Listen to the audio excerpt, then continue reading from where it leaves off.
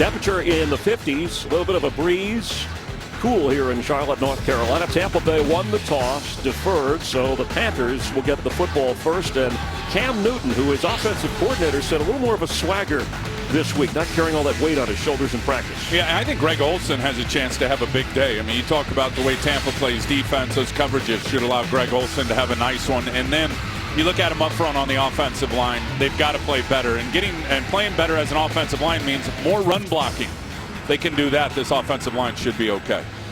Buccaneers try to win their 4th straight game. For the Carolina Panthers, they're trying to get a win, coming off a tough home loss against Peyton Manning and the Broncos. That's Amani Edwards out of Appalachian State, Boone, North Carolina, not too far from here. Back to return. Michael Kanan does the kickoffs for the Buccaneers. He's also the punter. And for Greg Schiano, special teams play big last week in a win over the San Diego Chargers on a block punted score. And an offense that we talked about has been outstanding, but that defense, amazing, Tim. I guess if you can't run it against the Bucs, you throw it, and that's where the yardage piles up. Yeah, and I'm curious to see how they hold up in terms of their pass defense. And they haven't been great at rushing the passer, not a whole bunch of numbers in sack production, but 321 yards a game they give up through the air. The Tampa Bay Buccaneers on the back end of that D. Week 11, Buccaneers Panthers underway. And Edwards juggles and brings it out. A return up across the 21-yard line before he's knocked back, and that's where that Panther offense that we showed you will hit the field. Meanwhile, for the Bucs, we talked about giving up only 80 yards on the ground. Gerald McCoy up front having a Pro Bowl season, even if all the stats and the numbers don't show it. You know, you turn on the tape, he is. But you know what? Roy Miller's an unsung hero, and their run defense all starts with those defensive tackles. Both of them playing great. Like Levante David, the rookie linebacker out of Nebraska, all you can say is, wow, what a year he's had. And then back in the secondary, still led by the old dog, Rondé Barber. On first down, Cam Newton to throw, and does, and completes. Steve Smith, always want to get him the ball early, and he spins it with great delight. And look for this matchup to be one that's going to be tried to be exploited throughout the game. Steve Smith, only 1 touchdown. He has clearly been frustrated when you watch the games. But Eric Wright, who Tampa I know feels good, Chris, about putting him on him in coverage, is dealing with an Achilles. We'll see if that limits Eric Wright and his ability to defend Steve Smith, who can still absolutely fly and run. First and 10 for the Panthers. Incomplete in the same area for Steve Smith.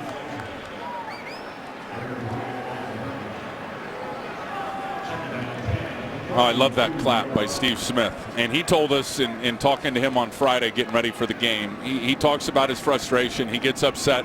He said, but the one clap is like his fire extinguisher, Chris. It's like, okay, I'm frustrated. I'm moving on. Here's the fire extinguisher. Bang. Put the fire out. Move on to the next play. And that also helps Cam Newton in the huddle. On second down 10 from the 32 of the Panthers, Jonathan Stewart, the running back.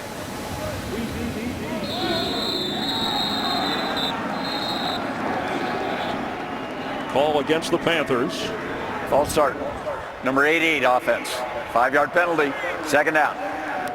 It's on tight end Greg Olsen, who is the leading receiver for Ron Rivera's team. So now 2nd and 15. And they got to get something going early in this game, and that's not the way to do it with a pre-snap penalty. Ron Rivera, I mean, you think of the last 4 games here at home, Chris, all the turnovers, only 12 points a game.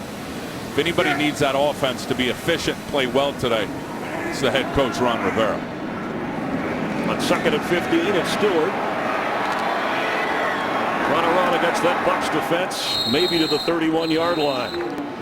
Panthers have not had a 100-yard rusher in more than a year. This is a team with Jonathan Stewart, DeAngelo Williams. In fact, Cam Newton comes into this game as the team's leading rusher. Yeah, that's shocking to me. I think if you go back and watch last week's game, they did try to get into more of the conventional runs, the I-back stuff, leading up with the fullback, and more of the traditional pieces of the run game. But it's unbelievable when you think of the caliber of those 2 backs that they haven't had a breakout game yet this year. So you get an incomplete pass, a penalty, and a short run. It is 3rd down and 10. The Buccaneers, 3rd best in the NFL, and taking the ball away. right behind the Bears and Giants. Floated, and E.J. Biggers had a chance at the interception, but it was Gerald McCoy who worked his way into Cam Newton. Chris, he is having a fantastic season, and he comes from the defensive tackle spot, typically outside shade on the guard. And we know Carolina has struggled at the offensive guard position, and here he is locked up on Jeff Byers. And a good defensive lineman knows how to get the edge. Look at him use that left arm, swipe the hands down, get some movement by hitting that shoulder, get the edge, and force the errant throw from Cam Newton. Brad Nortman punting for Roscoe Parrish, who waits for the fair catch, standing at the 23-yard line of Tampa Bay. Opening possession stalls for the hometown Panthers. We do have a flag after a 45-yard punt and no return. Flag has been picked up. Let's see what Bill Levy says.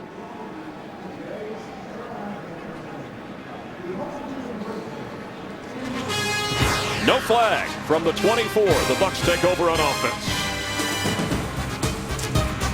24-year-old Josh Freeman, the slimmer, sleeker 2012 model, from his own 24 at 1st and 10.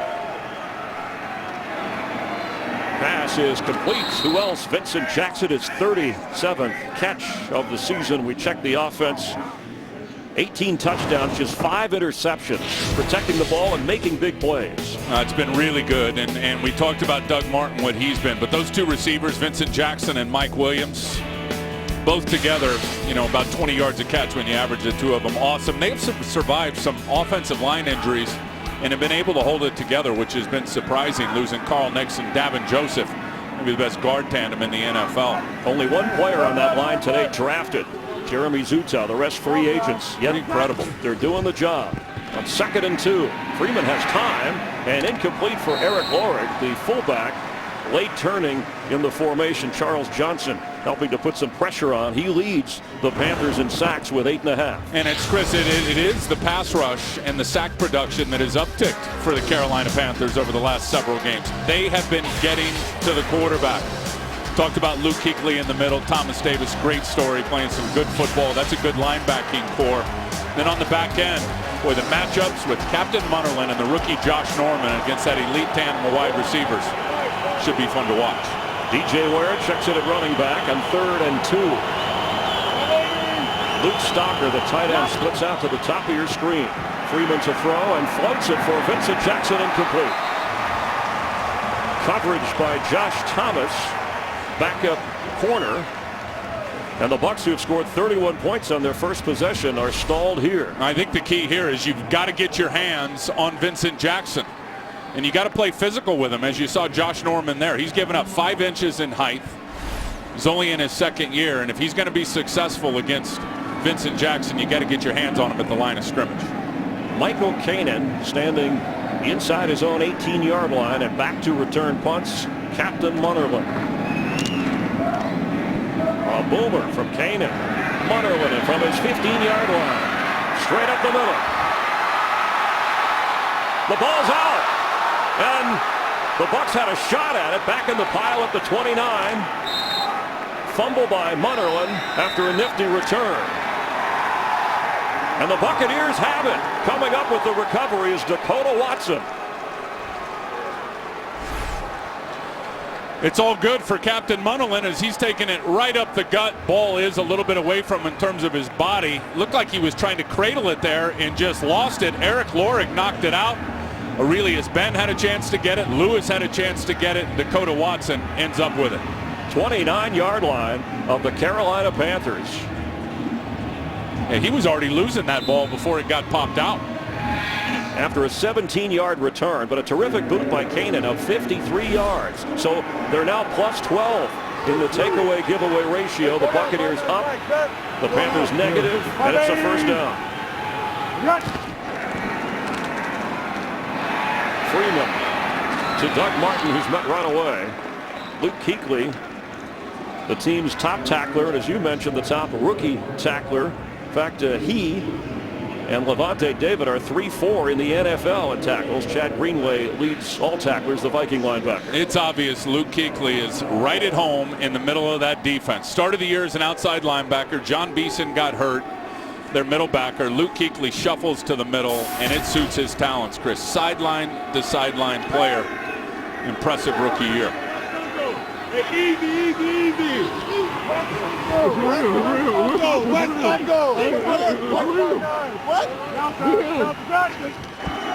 lot of chatter going on. Doug Martin carries inside the 20-yard line. Looked like he fell at the 19 near a first down. Thomas Davis on the tackle for the Panthers. Doug Martin comes in averaging 5 yards a carry, 7 touchdowns. He is just short where they spotted it of the first down from Stockton, California. You can say he's right out of Stockton. In fact, he's in their Stockton Hall of Fame, the Sports Hall of Fame there. First round pick out of Boise State who has produced. On 3rd and 1.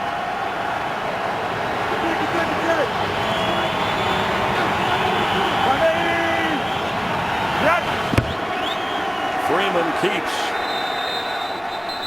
and got the first down. Josh Freeman is 6'6".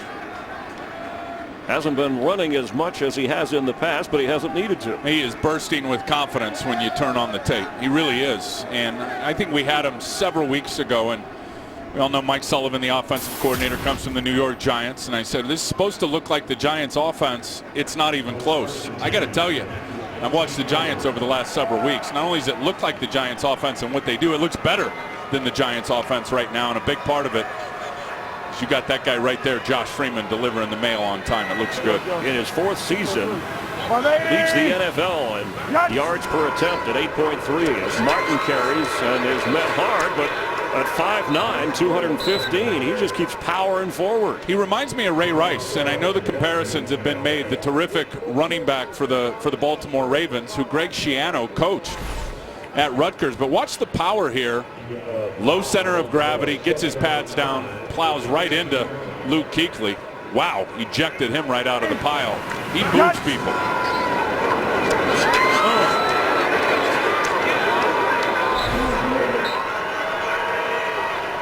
Martin remains in.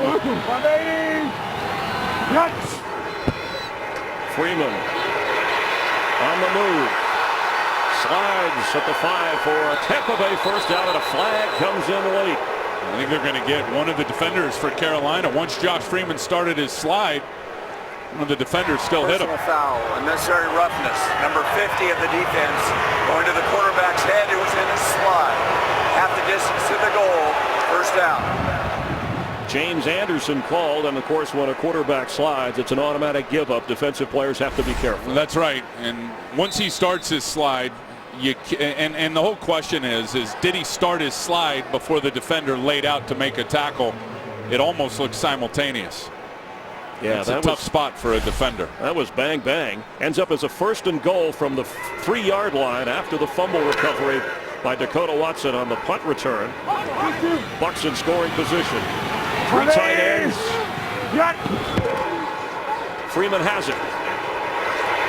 And end zone, at the back of the end zone, Nate Byam, the 3rd-string tight end, has a touchdown.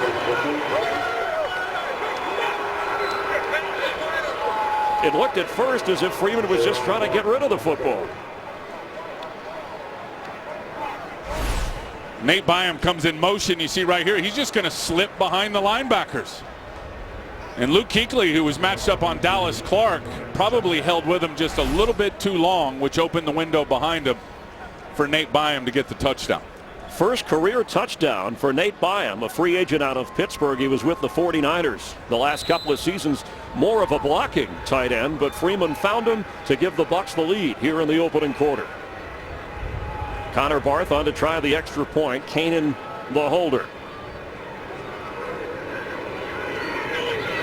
And it is 7-0 Tampa Bay.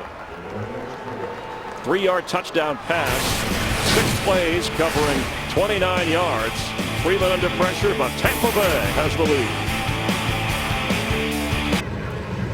Tim Ryan, Chris Myers, there's Nate Byam, who caught his first career touchdown pass. Josh Freeman has thrown a touchdown pass in every game this season and in 13 consecutive going back to last year. 15 consecutive is the team record that Freeman owns.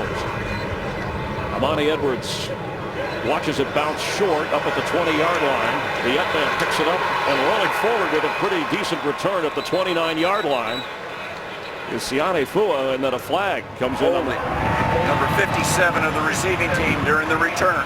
10-yard penalty, first down, timeout. Another self-inflicted wound for the downtown Charlotte from their own 16. That Buccaneer defense, it was a special teams takeaway, but they have 20, and they have scored 83 points off 20 takeaways. That's third best in the NFL this year.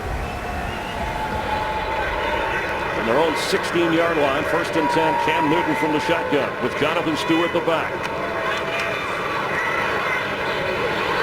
Way overthrown. Greg Olsen the target and incomplete. Let's get a game break. Check in with Los Angeles. All right, making his first NFL start, Nick Foles has already thrown 2 interceptions in the game against the Redskins, and the Skins are taking advantage. That was after his first RG3 and Darrell Young for a 7-0 Washington lead. Chris and Tim. Thanks, Kurt. These Panthers defeated RG3 and the Redskins. The Buccaneers lost to Washington at home, but Cam Newton, after completing his first pass on the next 2, off target. Second and 10. Jonathan Stewart, and he'll have maybe a yard. It'll bring up third and long. Lavonte David, who Rondé Barber called the best tackling linebacker he's ever seen, and that's a lot coming from Rondé Barber. What an incredible year for Lavonte David, who can absolutely run. I mean, that is his biggest asset. He started the season at about 230. There he is right in the middle, 54. Watch him make his read right there. Sees the fullback go over, is patient enough, puts his eyes on the running back. He is a great tackler, and I promise you, those splash plays, turnovers, takeaways, interceptions, sacks, they'll start to happen for Lavonte David, who's, Chris, playing at about 220 pounds now. On third and 9. For the tight end, off Olsen's fingertips. Panthers just miss on a big play, or what could have been a big play. Now Cam Newton is 1 out of 5. I love the concept of little crossers. Here's Greg Olsen. He's going to go this way. There's the crossing route. Now he gets open. He's got a step on Mark Barron, and Cam Newton overthrows him by about 6 inches. Right off the fingertips. He had a big game last week, 9 catches and a couple of touchdowns against the Broncos. Roscoe Parrish back to receive. Taking his time, Brett Nortman, and it drops around the 46 and bounces upfield near the 47-yard line. The Buccaneers will have excellent field position. A 36-yard punt. Tampa's defense doing its job. Now its offense takes over with a 7-0 lead. Panthers promoted Richard Rodgers as their new special teams coach, letting go of Brian Murphy this week. And so far, a rough start for the Panthers special teams. A poor punt, a penalty, and a lost fumble. On first down, Freeman still has it. And open. Vincent Jackson inside the 34-yard line.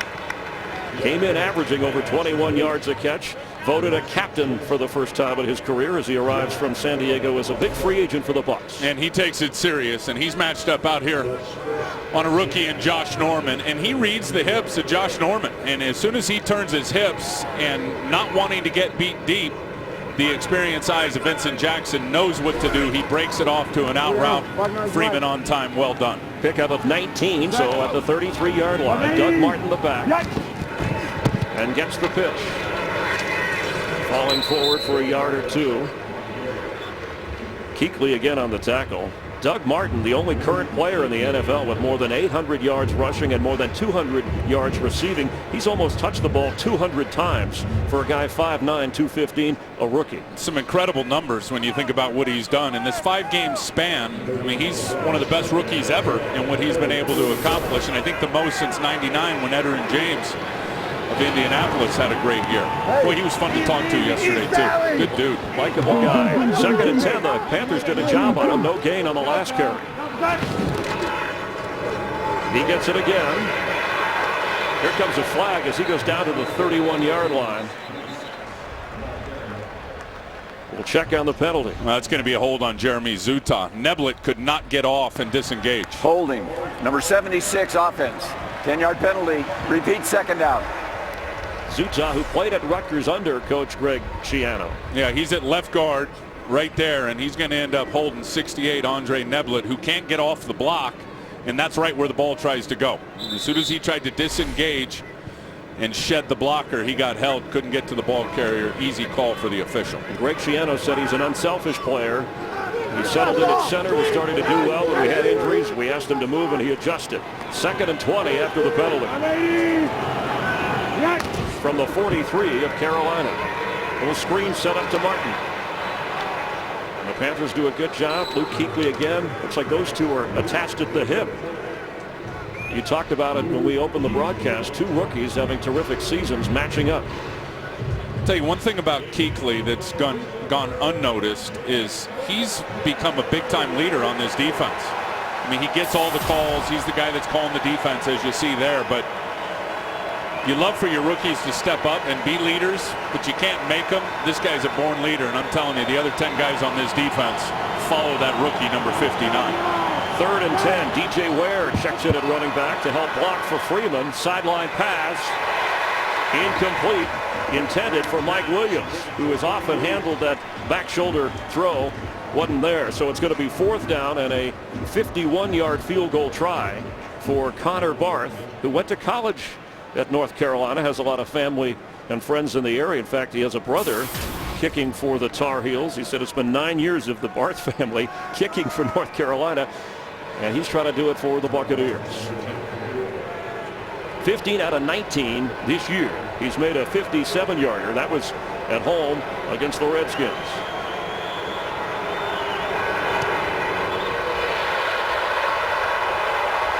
He got it. 51 yards. Bucks tack on 3. And it's now a 10-0 Tampa Bay lead. Some Buck fans made their way north here to Charlotte.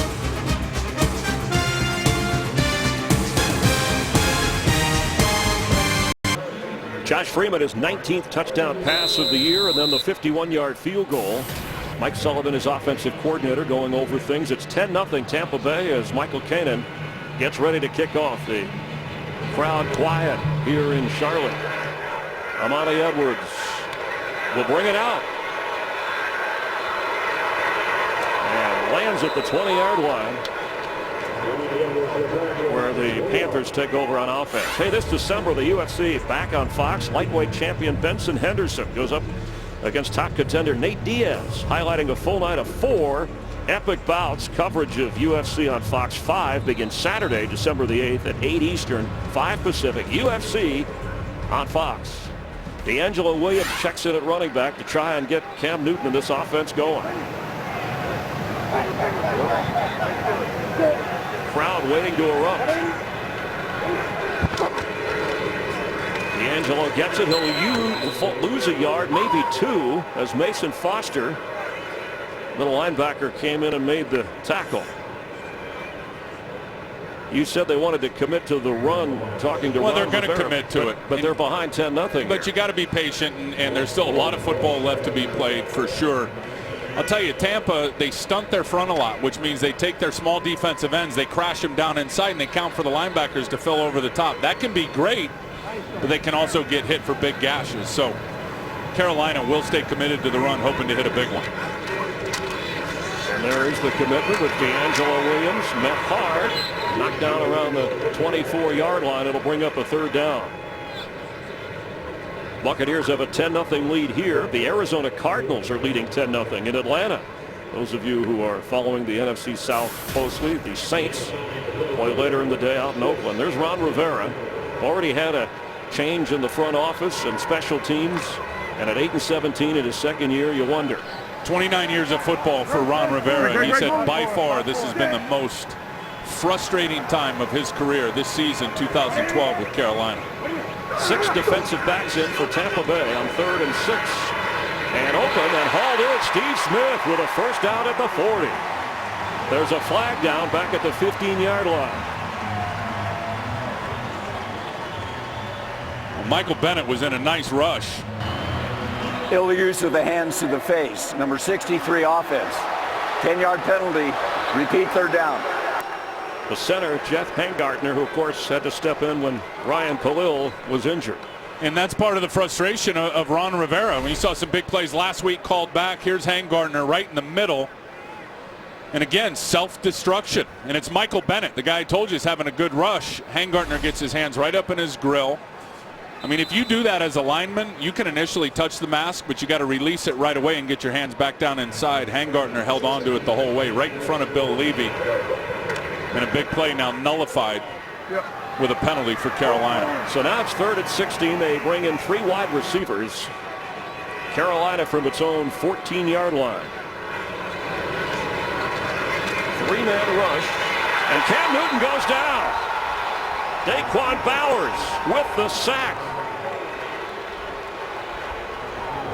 Second-year player from Clemson in the Carolinas delivers on Cam Newton. Well, he just gets Jordan Gross on roller skates. And we all talk about what you start pushing an offensive lineman back, he's on skates, and I promise you, Jordan Gross slid right out. No excuse for that 3-man rush. Getting sacked, unacceptable. Greg Schiano says special teams a continuation of his defense. They blocked one last week here.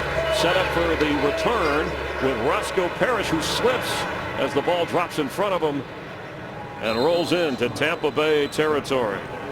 This is the first sack this year for Daquan Bowers, who Chris talked about had the Achilles. He's right here. Watch what I mean getting Jordan Gross on skates. Watch the feet of Jordan Gross. See how they slide right out? Cam Newton has no awareness in the pocket until it's way too late that his offensive tackle is beat and takes the sack. Actually his second sack, but amazing coming off the injury that he had. Achilles surgery in the offseason, you would never think that same year any position, in particular defensive lineman, would be back on the field. Doug Martin, 3 carries, 10 yards so far. He has 2 catches in the game as well, and he gets the carry going straight ahead. Let's check in with Los Angeles for a game break. Well, the Falcons trying to bounce back from losing their first game of the season last week. Not doing it well right now. Arizona's Lawad Stevens-Howling scores a short 3-yard touchdown. Matt Ryan's been picked off twice already. Cardinals with a 10-0 lead. Chris, Tim. Thank you, Kurt. On 2nd down 6, we have an injured player on the field. Donald Penn, the left tackle, Pro Bowl player who worked his way up as a free agent, in pain, and that'd be a crushing blow for this Tampa team. Todd Torricelli, the trainer, with Donald Penn, who walked over to the bench. Yeah, and they're looking at his lower leg. Donald Penn, they had the calf injury in the preseason, right? I say it every year about Donald Penn when I get to see him. Don't let the bad body fool you. That guy is a very, very good player. It'll be a huge loss if he can't get back. He's their best offensive lineman, bar none right now for the Bucs. They love to run on the left side. DeMar Dotson will move over to left tackle. Jeremy Trueblood will move into the right tackle spot from the Carolina 47-yard line on 2nd down. And Freeman, it's tipped, and Mike Williams had a shot at the deflection by Nakamura. Well, Nakamura had a shot at an interception, and he just broke too early on the ball. That's really all there is to it. It'll be 3rd and 6. The throw looked off from the start. And you can see Nakamura's coming from back here. He just mistimed his jump, misplayed the ball, and that almost fell right into the hands of Mike Williams. Munnerlyn knocks it out. Here comes the crowd, hoping for a little defense on 3rd down. DJ Ware back in for the Bucs at running back. 3 wide receivers.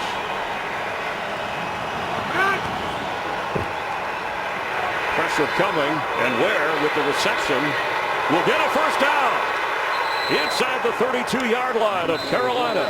Poor tackling by the Panthers, and there's another player, in fact 2 Carolina players injured back at the 42-yard line of Tampa Bay. Their 2 best pass rushers, Greg Hardy and Charles Johnson. I mean, these cats together, this defensive line has been the best in the league in terms of sack volume for the defensive linemen, and that's their 2 best. This is DJ Ware picking up 15 yards and giving the Buccaneers a 1st and 10, but the pressure, they were coming after Josh Freeman. Impressive, Josh Freeman seeing the blitz out to his right. He'll look to his right. He'll see the pressure coming. Thomas Davis is coming here. Now Charles Johnson's going to come unblocked. Quarterback's got to take care of the guy that's unblocked. That's his guy to beat. He's got to beat him with a quick decision and his arm. unloads it to Ware, who just pile drives Luke Kuechly. And then here's the collision by the two defensive players. Charles Johnson hits Greg Hardy low, and then Greg Hardy rolls over the top of him. Talking about a 290 and a 295-pound defensive lineman tumbling backward. And we will step aside as the medical staff checks on Greg Hardy and Charles Johnson.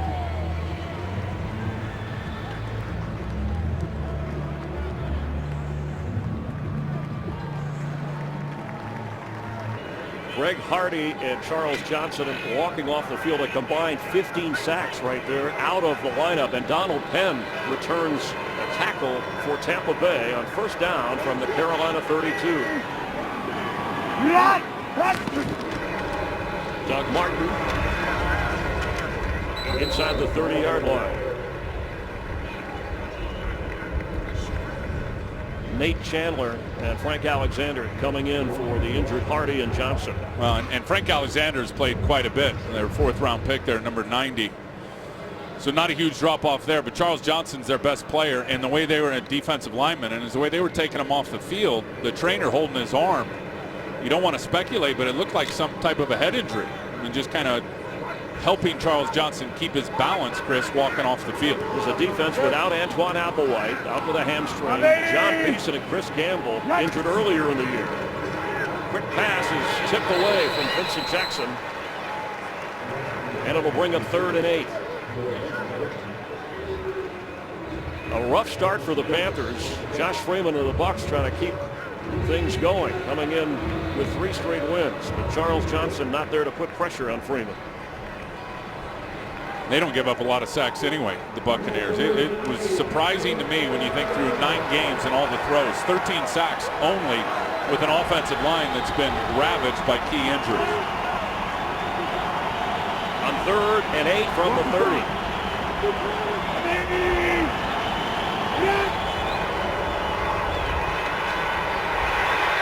Freeman throws, it's intercepted. It's Captain Munnerlyn. Look at the captain go! Touchdown Panthers! There is a flag down. It's a late flag, though. I think this came well after the turnover.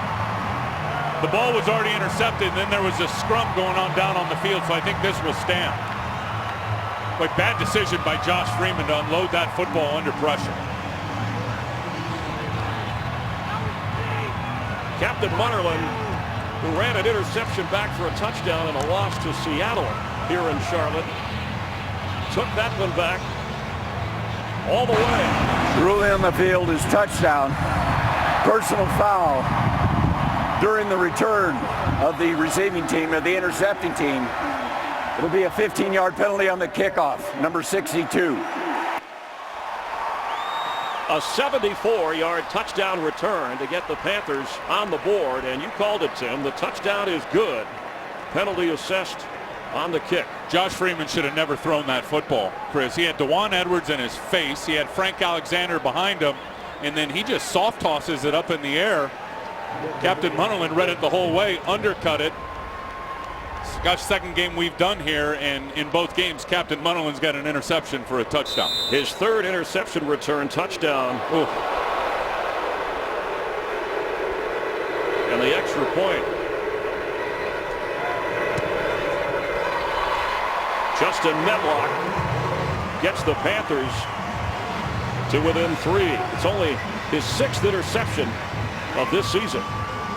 Ted Larson was called for the penalty, the Tampa Bay center, after the... Well, you saw Dewan Edwards on the quarterback, and Ted Larson wasn't having it.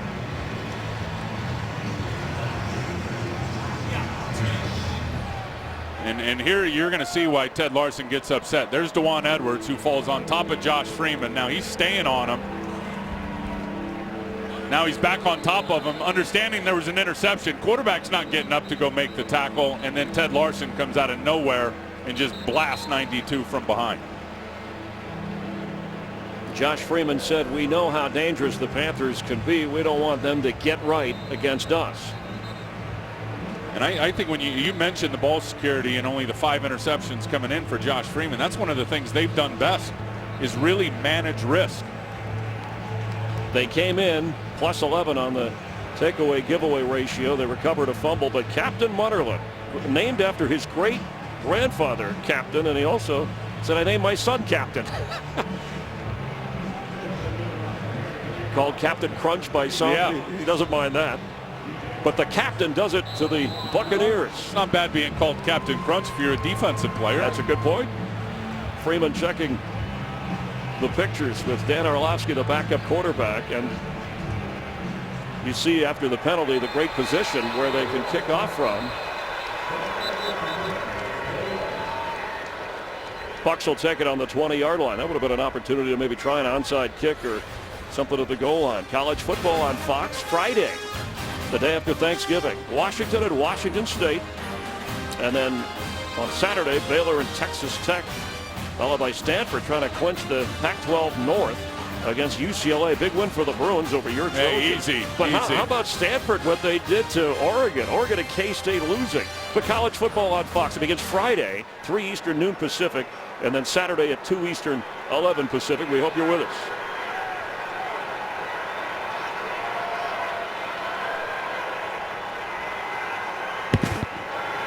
Doug Martin carries, and there he goes. His best run of the day up near the 40-yard line before Nakamura knocks him down as the clock runs to wind up the first quarter. A turnover on a punt return allowed the Bucs to go in for a touchdown. Freeman a touchdown pass, a field goal by Connor Barth, but then the interception run back by Captain Munnerlyn gets Carolina within 3. Why did Carolina need that? Doug Martin in that run game, there's a 9-man box. If you can run against a 9-man box and all those defenders for Carolina, you can run against anybody. It was proven right there. That's the end of the first quarter in Charlotte. Fox NFL Sunday continues after a break from your local Fox station.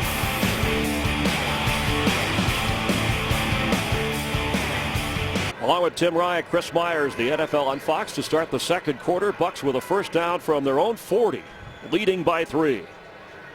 Doug Martin, 6 carries, 36 yards in that opening quarter. And he gets the football on a delay. Fights forward for maybe a yard and a half. Greg Hardy is back in on the defensive line. 6.5 sacks this year. That's important, but no return yet of Charles Johnson as we check the first quarter stats. Well, Carolina, again, has not been able to run the football. That's pretty obvious when you look at that. And then the points off turnovers. 7 apiece. And 4 penalties in that first quarter by the Panthers. 10 total yards of offense for the Carolina Panthers. Wow. Josh Freeman, his first interception in the last 5 games. Captain Munnerlyn ran it back for 6. But second down here. He's on the move. And they got him. Greg Hardy and Andre Neblett.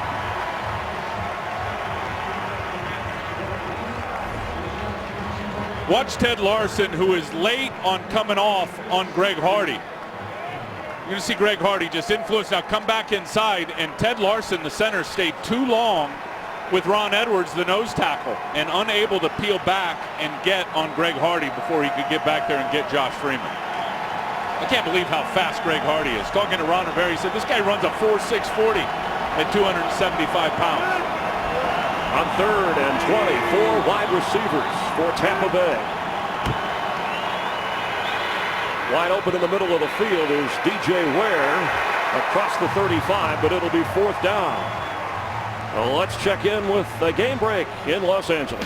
In the battle of rookie quarterbacks, Philly's Nick Foles has thrown 2 interceptions, while Washington's RG3 has thrown 2 touchdowns. Not much easier than this. A wide open Aldrick Robinson, 49 yards on the score. Skins with the lead, 14-3. Chris and Tim. Thanks, Kurt. And Joe Adams, the rookie, back to receive a punt. He has not been active since week 3 when he fumbled twice against the Giants. Oh.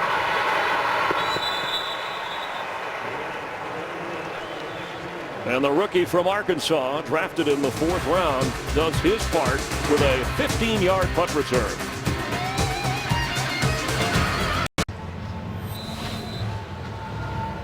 Nice stiff arm by the rookie Joe Adams. Or maybe only 180 pounds, but watch this. Whap! Giving up 70 pounds to Eric Lorig. Just juices him right to the ground. 23-yard line, first down. Jonathan Stewart has room.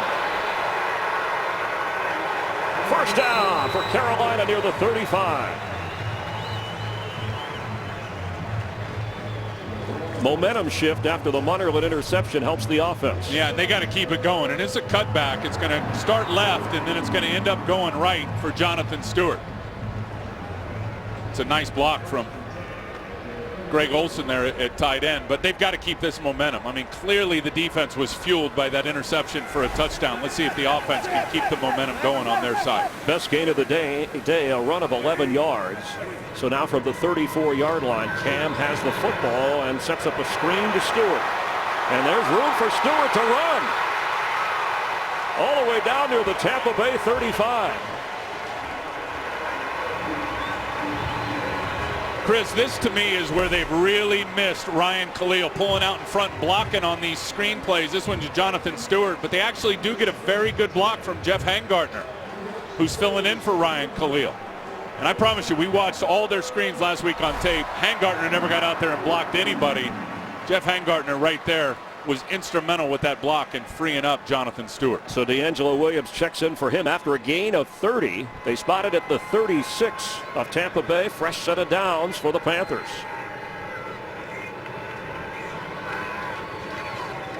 Cam has it, and Newton is running.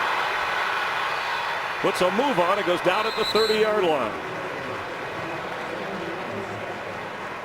Well, I like the fact that Cam just made a quick decision that he was going to run. I mean, he's been holding the ball too long as a thrower and really too long to decide whether or not he's going to be a runner. That time he put his back foot in the ground, saw that the coverage had his wide receivers covered up, and he just ran and ended up picking up some nice yards. No huddle. They go right to the line, and D'Angelo Williams carries after two very productive runs. Cam Newton came in averaging 5.5 yards a carry. He scored 4 touchdowns on the ground this year. But that 1-2 punch of Stewart and Williams, and you can even throw in Mike Tolbert, the pickup from San Diego, who has a couple of touchdowns this year and 14 catches. From the 27-yard line of Tampa Bay, it's 3rd and 2, Carolina. Boy, they have just fed and been infused off of that turnover by Captain Munnerlyn. This whole team, they look different here in the second quarter.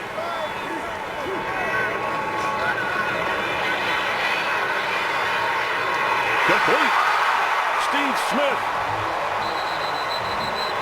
First down, Panthers. His second catch of the game. Remember, he had a long one called back by penalty. Great vision by Cam Newton. He's going to feel the blitz coming. He's going to roll to his right. Now he knows he's got Steve Smith on a shallow crossing route and delivered that one beautiful in terms of the accuracy off the run. A 17-yard completion, and Mike Tolbert checks in. The former Charger played his college ball at Coastal Carolina. 1st and goal.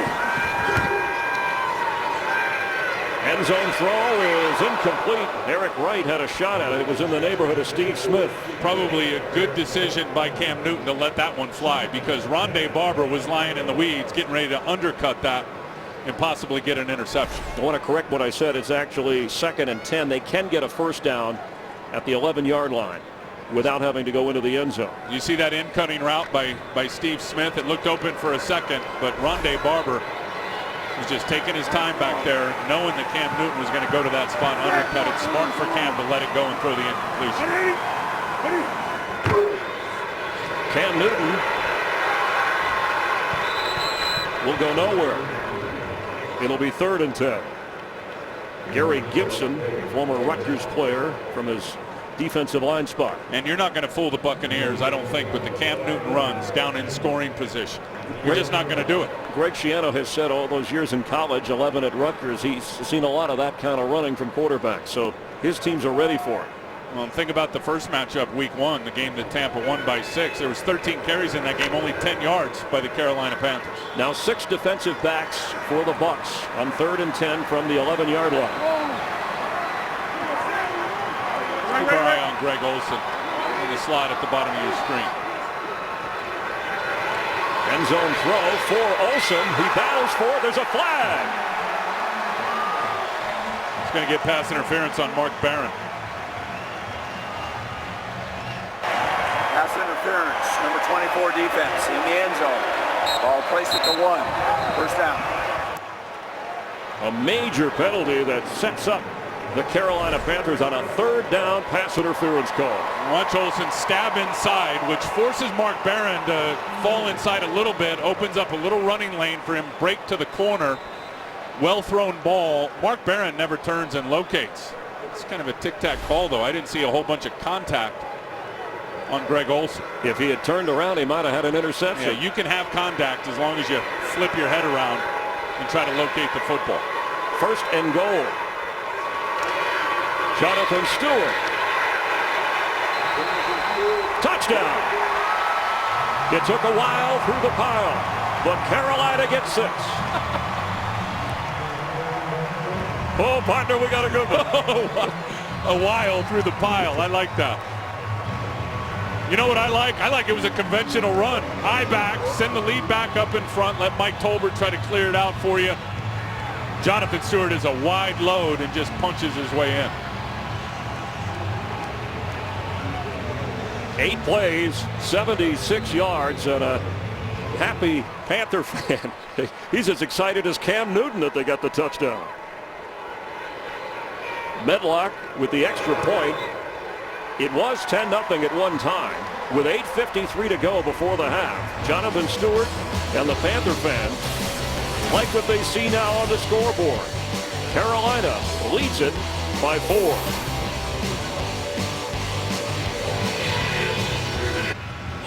Tim Ryan, Chris Myers here, and Jonathan Stewart with a 77-yard drive capped off by his touchdown run to give the Panthers the lead. And it started in early part of the drive with a big run. Watch Jordan Gross root out the defensive lineman. Typically when a defensive lineman down on the goal line fires at your thigh pads, it's a stalemate. Not for Jordan Gross. Pushed him right into the end zone. Panthers will kick off, the ball off the tee. Laquan Lewis has stepped back to return for the Tampa Bay Buccaneers.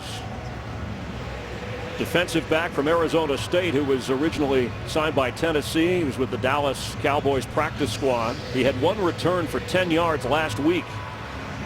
They've been looking for something on kickoff returns. Aurelius Ben not 100% healthy. And now a spark for the Bucs, who all of a sudden trail.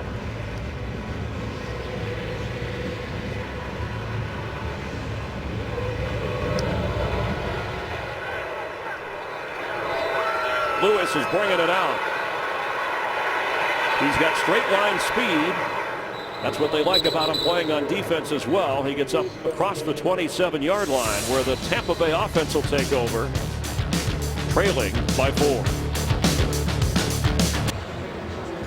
We welcome you back to the Tar Heel State home office of NASCAR and the NFL on Fox. First down from their own 28-yard line.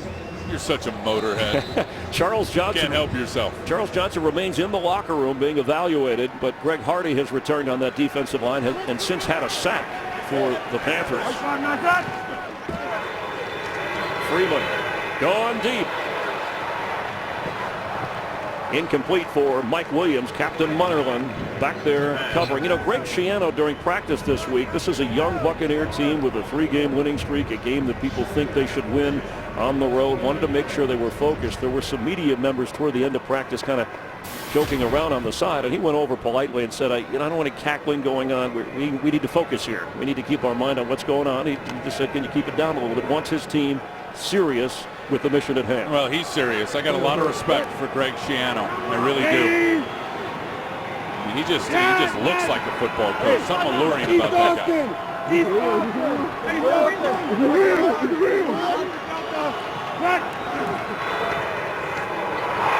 Tipped away.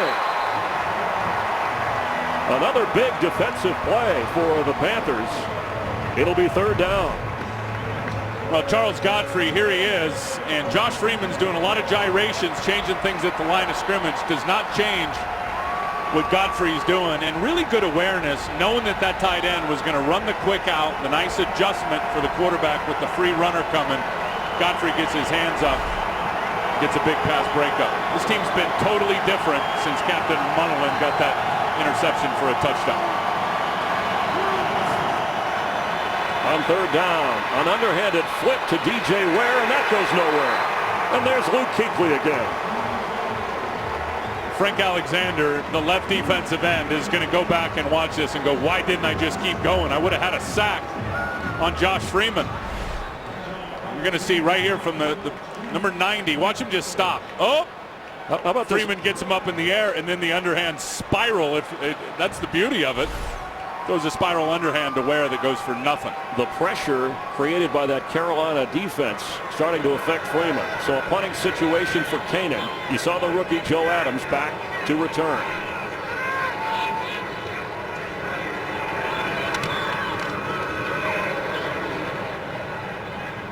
Adams watches it and stays away.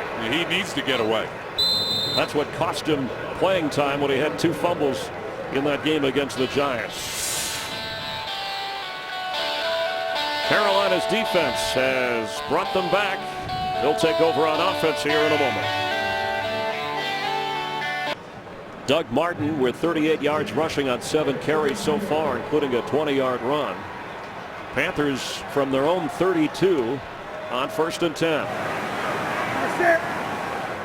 D'Angelo Williams in the backfield.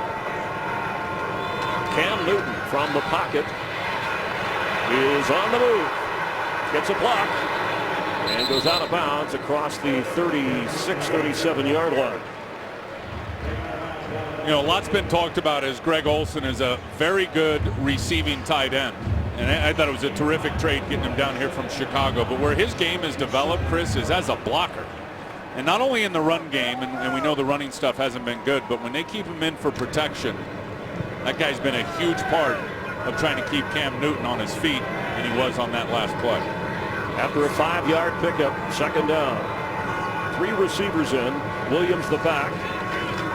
Cam Newton keeps it and has a 1st down running into Eric Wright.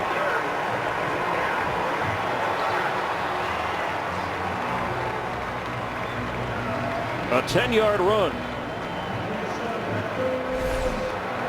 Right off to the left side, Cam Newton is going to turn, and he's faking it to D'Angelo Williams that way, which is a little wrinkle to their run game. Most of the time that replay for Cam, the running backs go in the opposite direction, and then he goes the opposite way of the running back. That time they both had the flow going together.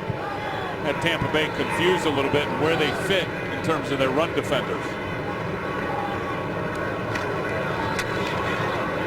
Passes incomplete. Lewis Murphy should have caught it. It'll be 2nd and 10. I asked Cam Newton if running the football helped get him going, get him in the rhythm of a game. Sometimes mobile quarterbacks have told me that helps them if other things aren't working.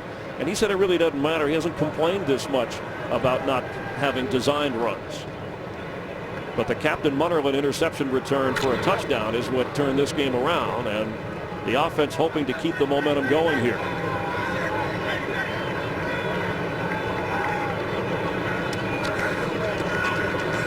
And that won't do it. Oh, Lavonte David in on the tackle of Jonathan Stewart. Top tackler on the team, 4th in tackles in the NFL, the rookie draft pick from Nebraska. Couple things to watch. Watch Roy Miller with the penetration and then the speed that we talked about with Lavonte David. I mean, Roy Miller eats up 2 blockers, and now you got your power inside and then your speed outside with Lavonte David. You never want to say he's Derek Brooks or even close, because Derek's going to the Hall of Fame, but I'll tell you what, they got some nice building blocks up front at the linebacker position and at the secondary with some future stars in Tampa. On 3rd and 13. Cam Newton with room to run, but can he get the first? He puts a move on, down to the 40 of Tampa Bay. Oh, he's got the 1st down thing going. There is an injured Buccaneer back at the 30-yard line after a 17-yard run from Cam Newton. Aaron Morgan, backup defensive end, is in pain.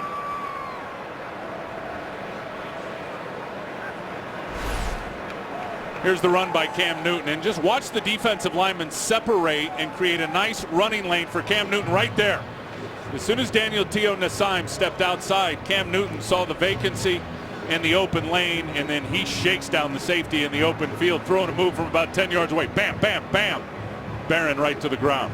Rob Chudzinski, the offensive coordinator, as we mentioned, said that this week in practice there was a little more of the swagger and the confidence back. Instead, he wasn't walking around with his head down like he was carrying 1,000 pounds of weight. That's the kind of thing that gets Cam fired up.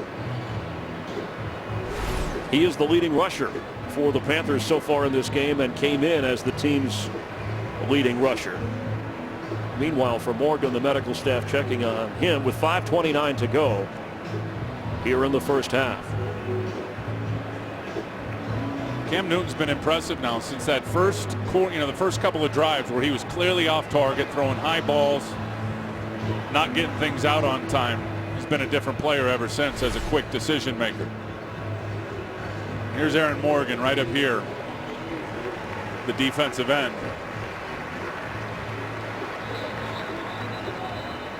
No, he just got hit by Daniel Teo-Nassime as he's trying to turn the corner. It's right there. The shoulder pad on the front of the helmet of Morgan was the clear cause of the injury.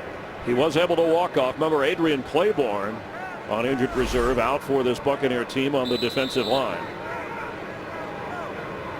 It's been a physical game already. Charles Johnson in the locker room. We've had Donald Penn go in and out. Had Greg Hardy go in and out. D'Angelo Williams the back, a fresh set of downs, and the Panthers look like they jumped. False start. Number 77 offense.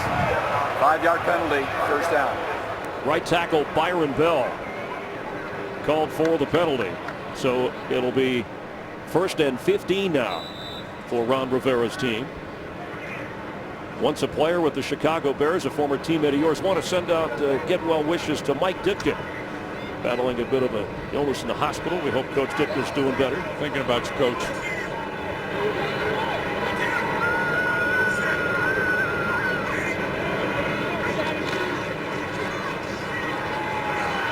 Greg Olsen, he has it.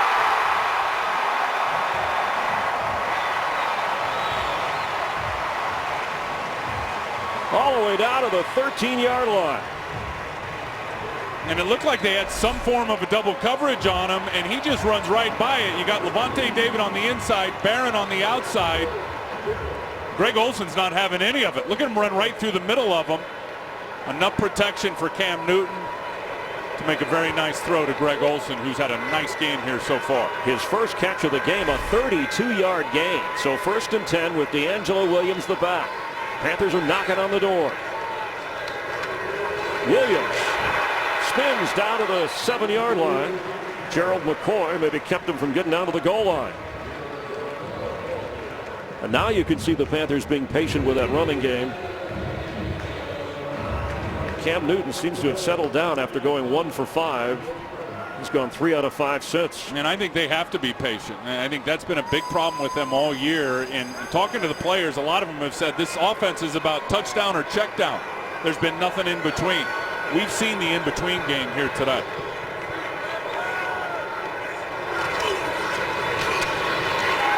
And an excellent tackle made on Cam Newton. He didn't fool Michael Bennett.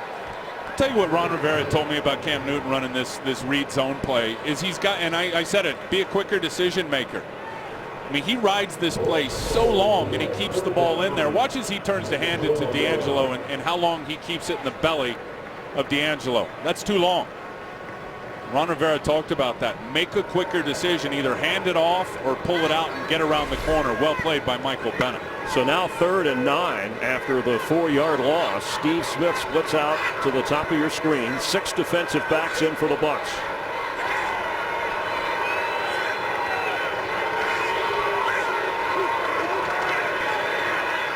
In the area of Steve Smith, who pushed off and got a touchdown. Here comes a flag.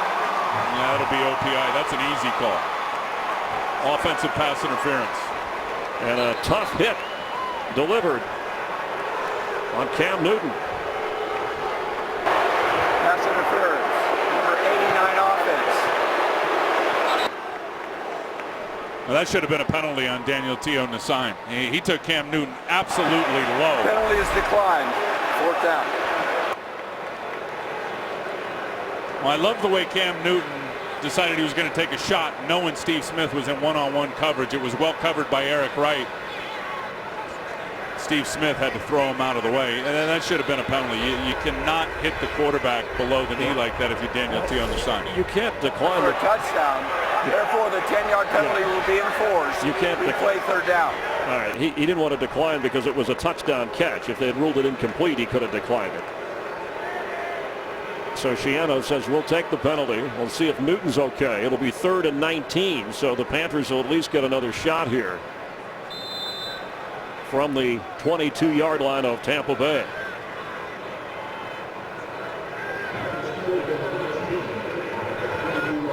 I would think why that penalty wasn't called on T on the sign is that he was being blocked into Cam Newton. That'd be the only deciding factor why they would not have thrown the flag on the roughing of the quarterback. That's the way it appeared. And the Panthers are going to use a timeout.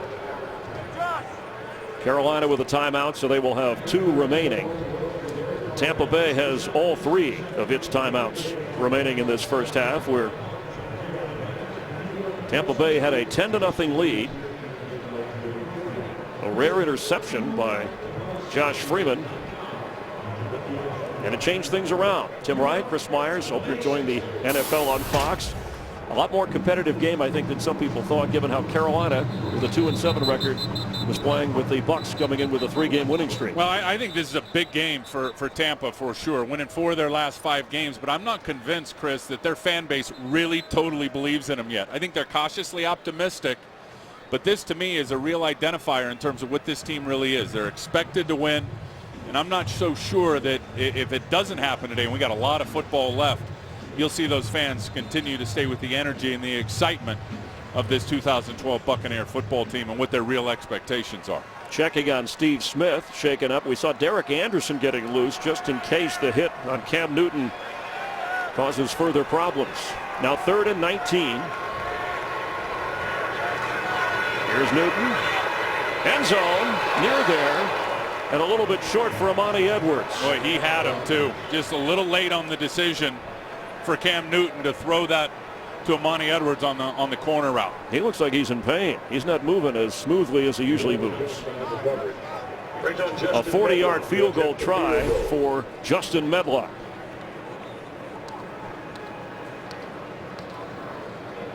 Incomplete, so Cam Newton is now 4 of 11. Medlock 7 out of 9 in a game against the Chicago Bears, where he kicked 5 field goals.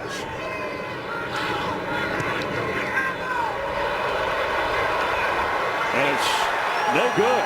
He had a miss last week here against the Broncos that affected momentum. He has not been very reliable for the Panthers, so Greg Schiano's team escapes. Good snap, good hold, and he just yanks it right to the left. It doesn't curl back in for him. You know, he said, I was talking to him pregame, he said whatever way those flags are blowing on top, the wind's actually going in the opposite direction in terms of how it's going to push the ball. The flags were going left and the ball went right. He didn't make the right adjustment. Yeah, that may not seem like a lot, but Panther fans are frustrated. When you have a chance to get 3, and that's a 40-yarder. Against a team in your division, as Doug Martin carries. Big difference, 7-point lead and a 4-point lead. And Charles Johnson, by the way, has come back in. Look at those numbers right there, Chris. Before the Munnerlyn interception for a touchdown and since. I mean, fueled everywhere, not just on the defensive side of the ball. Offensively, they've done their thing much better as well. It didn't fuel Justin Medlock. There's Charles Johnson. 8.5 sacks. You know I kid because I care. And they were checking him for a neck injury in the locker room, so it's good that he's back out along with Greg Hardy. Both collided a little bit earlier, so we've reached the 2-minute warning. Buccaneers from just beyond their own 30 with all 3 of their timeouts. And we'll have more from Carolina in a moment. 2nd and 9 from their own 31-yard line. All 3 timeouts for Josh Freeman. From the pocket, completes, but short of the first down to Mike Williams. Looked like the ball may have been pulled away at the last moment. And the line judge over on the side, though, was calling it down. By contact, he was down before that ball popped out. First catch of the game for Williams. Luke Kuechly's out of his mind. He wants this to be looked at. Look at him. Look at Luke Kuechly, 59. Timeout, Carolina. We can take a closer look. If it was ruled a turnover, it would be reviewed automatically as we're within the 2-minute window. Panthers will have 1 timeout remaining. The Bucs all 3 facing a 3rd and 3. And here's the last play. Mike Williams on an in-cutting route. Yeah, he was down. It looked like his back had touched the ground before the ball came out. Looked like that even might have been incomplete.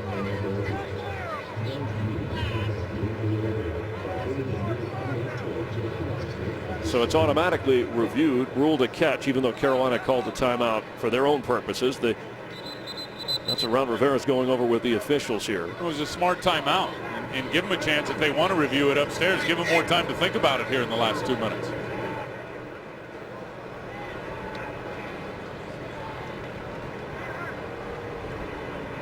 Bucs had a 10-0 lead. Panthers have come back to take a 14-10 advantage after a missed field goal. DJ Ware in the backfield on 3rd down.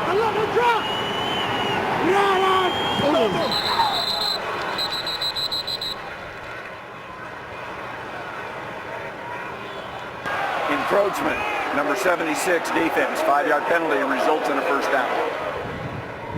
Greg Hardy called for the penalty, so it is 1st and 10. And marking the ball off across the 42-yard line. Tampa's got to get something going positive here before the half and kind of recapture some of that momentum, Chris, that they have clearly lost since about midway through the 1st quarter. Remember, they come out in the 2nd half and they will get the football offensively. Freeman hit as he released the football and incomplete. That's Charles Johnson right away. That's Charles Johnson getting the hit on Josh Freeman. Trying to deliver some pain to Josh Freeman. They came in, the Bucs, averaging 29 points a game, and so far only 10 on the board. Watch Charles Johnson come back inside right there. Josh Freeman, who's done a marvelous job over the last 5 games of stepping up in the pocket. You've got Frank Alexander on one side, and Charles Johnson coming underneath to force the errant throw. So now 2nd and 10 from the 42, a minute 29 remaining in the half. There's some movement and another flag.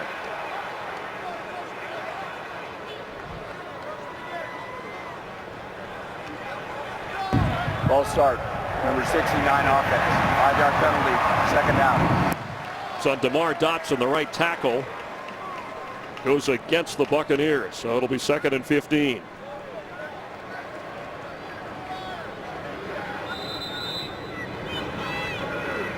Josh Freeman, 9 out of 18. He's got a touchdown toss and an interception in this game. Under pressure again, and that goes nowhere to Doug Martin. Short of the 40-yard line, Greg Hardy back in a little bit of a coverage role. And the Bucs are going to use a timeout.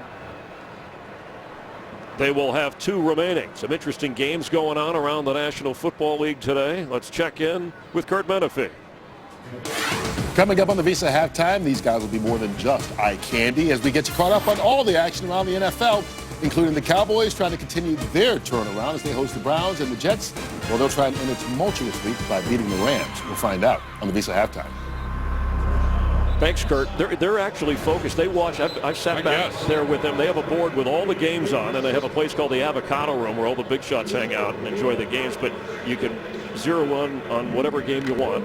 Do they let Terry in that room? I think they keep a close watch on Terry all afternoon. Love that guy. On 3rd and 12. With this pass rush for Carolina, they have taken this game over in terms of the hits and the pressure on Josh Freeman.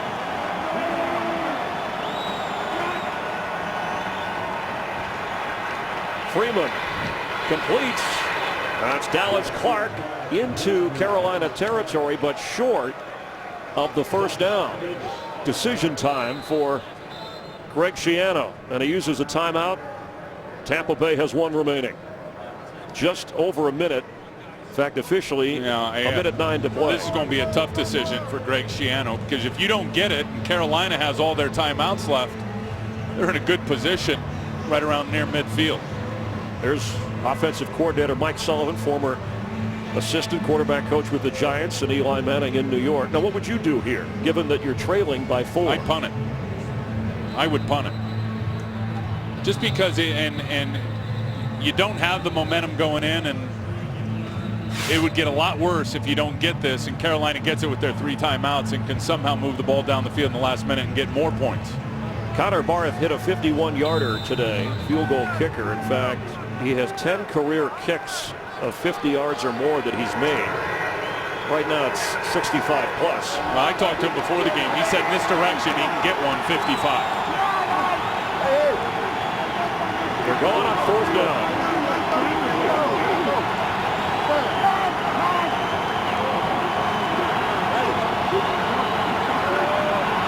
You're trying to draw him off. We're going to come out and punt it.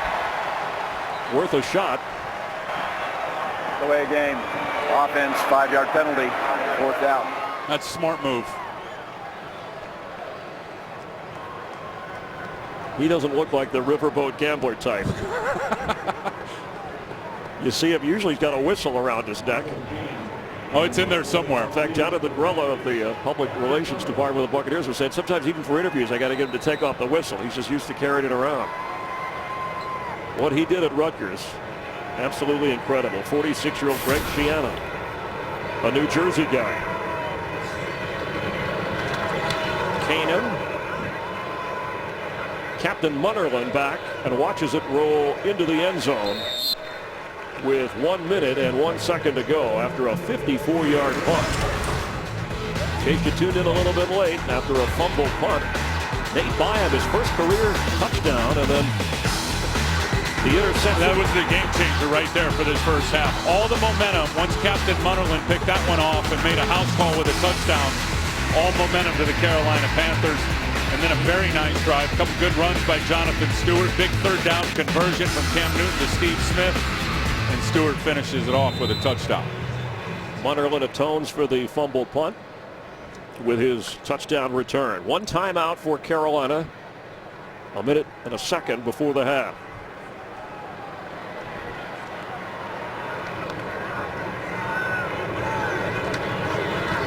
Cam Newton on the run. Throws it out of bounds. Lewis Murphy was in the neighborhood. It'll be 2nd and 10.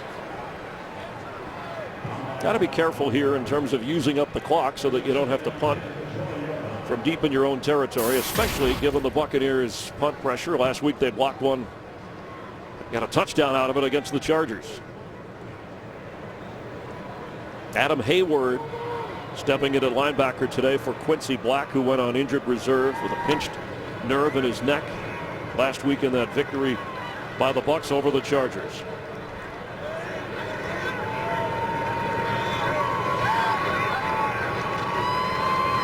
Jonathan Stewart cut down short of the 24-yard line by Eric Wright, playing with that timeout Achilles. call. And the Bucs will use their last timeout. 46 seconds to play. Tim Ryan, Chris Myers enjoying the NFL on Fox as we do every Sunday on Thanksgiving, Turkey Day. Oh, it's a good rivalry no matter what you see in the standings. Redskins and the Cowboys from Texas. Troy Aikman, Joe Buck, Pam Oliver, Aaron Andrews on the call for that one. Cleveland, the Browns are leading Dallas at the half, 13-0 today. Meanwhile, the Redskins lead 17-3 over the Eagles in the 3rd quarter. Cowboys. No, that'll be fun to watch. Playoff hopes hanging in the balance. Well, I'll tell you what, they got a 3-game homestand here now. It seems like they're laying an egg early against the Cleveland Browns, down 13-0. But with the Giants losing a couple in a row, Dallas wins today. Be right back in this thing in terms of the playoff picture. Jonathan Stewart carries, gets a first down. Up across the 35-yard line. Now they got to call their timeout. That is the Panthers' last timeout of the half. 40 seconds to go.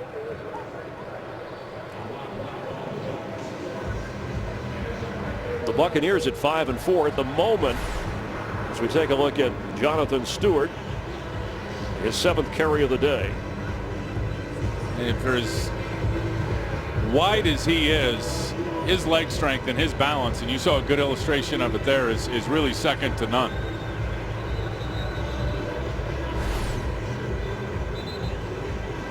Steve Smith had gone into the locker room, but back out on the field. 40 seconds to go for the Panthers. Both the Bucs and Carolina out of timeouts. Well, send your receivers deep and run your tight end underneath near the sideline and just pick up some yards in chunks. Have an opportunity to get into field goal range.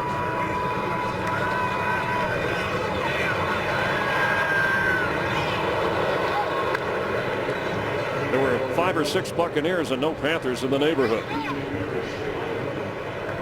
I think Cam Newton, it doesn't look good because here's Greg Olsen and he's going to come right here to the middle of the field. But Cam Newton, knowing he's in the middle of the field with no timeouts left here at the last second, just unloads it over everybody. Not just his receiver. There was 3 Tampa defenders sitting right there as well. If he'd have completed that ball underneath, no first down, that clock would have kept ticking. 35 seconds remain on second down.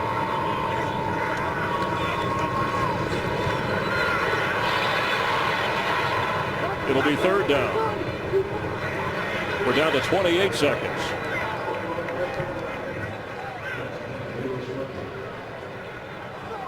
Justin Medlock, who missed a 40-yard field goal try earlier in this game, played in the Canadian Football League for 3 years. He did have a 57-yarder his career long there.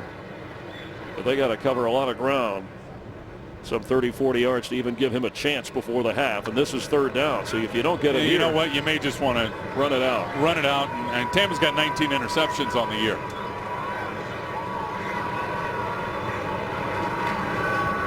That's what they're going to do. And a good run across the 45-yard line. That should bring us to the half. Stewart says, I'm not ready yet for the half. I want another carry. Well, you can spike it and take one shot. 12 seconds. You might have time for a play. They hustle to the line with 12 seconds remaining. Jonathan Stewart limping over to the sideline. Now, we know throughout his career he's had a bad ankle, right? He's had foot problems really throughout his time here in Carolina. It is 5th year. DeAngelo Williams, his 7th year. The 1-2 rushers in Carolina team history. There's Justin Medlock, who might get a shot after all. Well, you got some options here. You take one shot in the end zone, or you take one shot past the 30-yard line near the sideline and give your kicker a chance. Sideline throw incomplete. Brandon LaFell, the target. 8 seconds remain. And it's third down. Tampa Bay, after building a 10-0 lead, trying to win its 4th straight game. Won the earlier meeting between these two teams when the season opened, and at the time, Panthers didn't really know what to go on. They went back to his college career, looked at the Buccaneers, but now they had plenty of weeks of material to study the Bucs, and they've held up pretty well in the first half.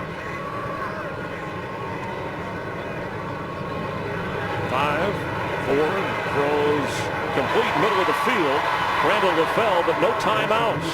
You can see the red line, which sets up a field goal opportunity, and that'll end the half. A little bit too late on the completion, but the Panthers storm back after trailing early to lead 14-10 at the half. The Buccaneers get the football to start the second half. Right now, let's go to Kirk Menefee in Los Angeles. We welcome you back to Charlotte, North Carolina. Panthers ready to kick off. The Bucs to receive. 14-10. The Carolina Panthers lead. Tim Ryan, Chris Myers, Cam Newton running the football most effective, yet his team has the lead. Well, I tell you, Cam has been a little inconsistent. It's what we talked about in the open of the game. He started 1 for 5, then he got a little bit hot, and then finished the half at 1 for 7. Now, to his credit, no turnovers, which has been a big story for him. And then I think when you talk Tampa, Chris, it's about protection. I mean, Josh Freeman has been hit on almost half of his throws. Those big plays down the field have not been able to develop. Charles Johnson, Greg Hardy, that defensive line, Dewan Edwards, they've gotten after it. They've controlled the line of scrimmage. Howie Long made the point at the half that certainly the limited amount of runs that Doug Martin has had has affected the Tampa Bay offense. They've attempted 20 throws and only 10 times have they tried to run it. Follow your favorite team all season long. Go to itunes.com/NFL. Justin Medlock, who missed a 40-yard field goal try, or it would be a 7-point Carolina lead. That's Laquan Lewis back to return for the Buccaneers. Josh Freeman with an interception. And the fumble punt return by Munnerlyn. The 2 turnovers in this game which have had an effect on the scoring. Jonathan Stewart's touchdown gave Carolina the lead. Second half in Carolina underway. And Lewis will down it. 20-yard line for the Bucs offense. Let's check in down on the field with Jamie Maggio. All right, thank you, Chris. Well, you mentioned Doug Martin. Ron Rivera gave his defense credit in containing the run. He also gave me the update on Steve Smith. He said he had a dislocated finger when he disappeared into the locker room for a few minutes there at the end of the half. Obviously, he's returned to the game. When I spoke to Bucs head coach Greg Schiano, he said we've had a lot of missed opportunities, a turnover that completely changed the momentum. All we need to do is hit the reset button. It's as simple as that. Thanks, Jamie. From the 20-yard line, Eric Lorig, the fullback, for Doug Martin,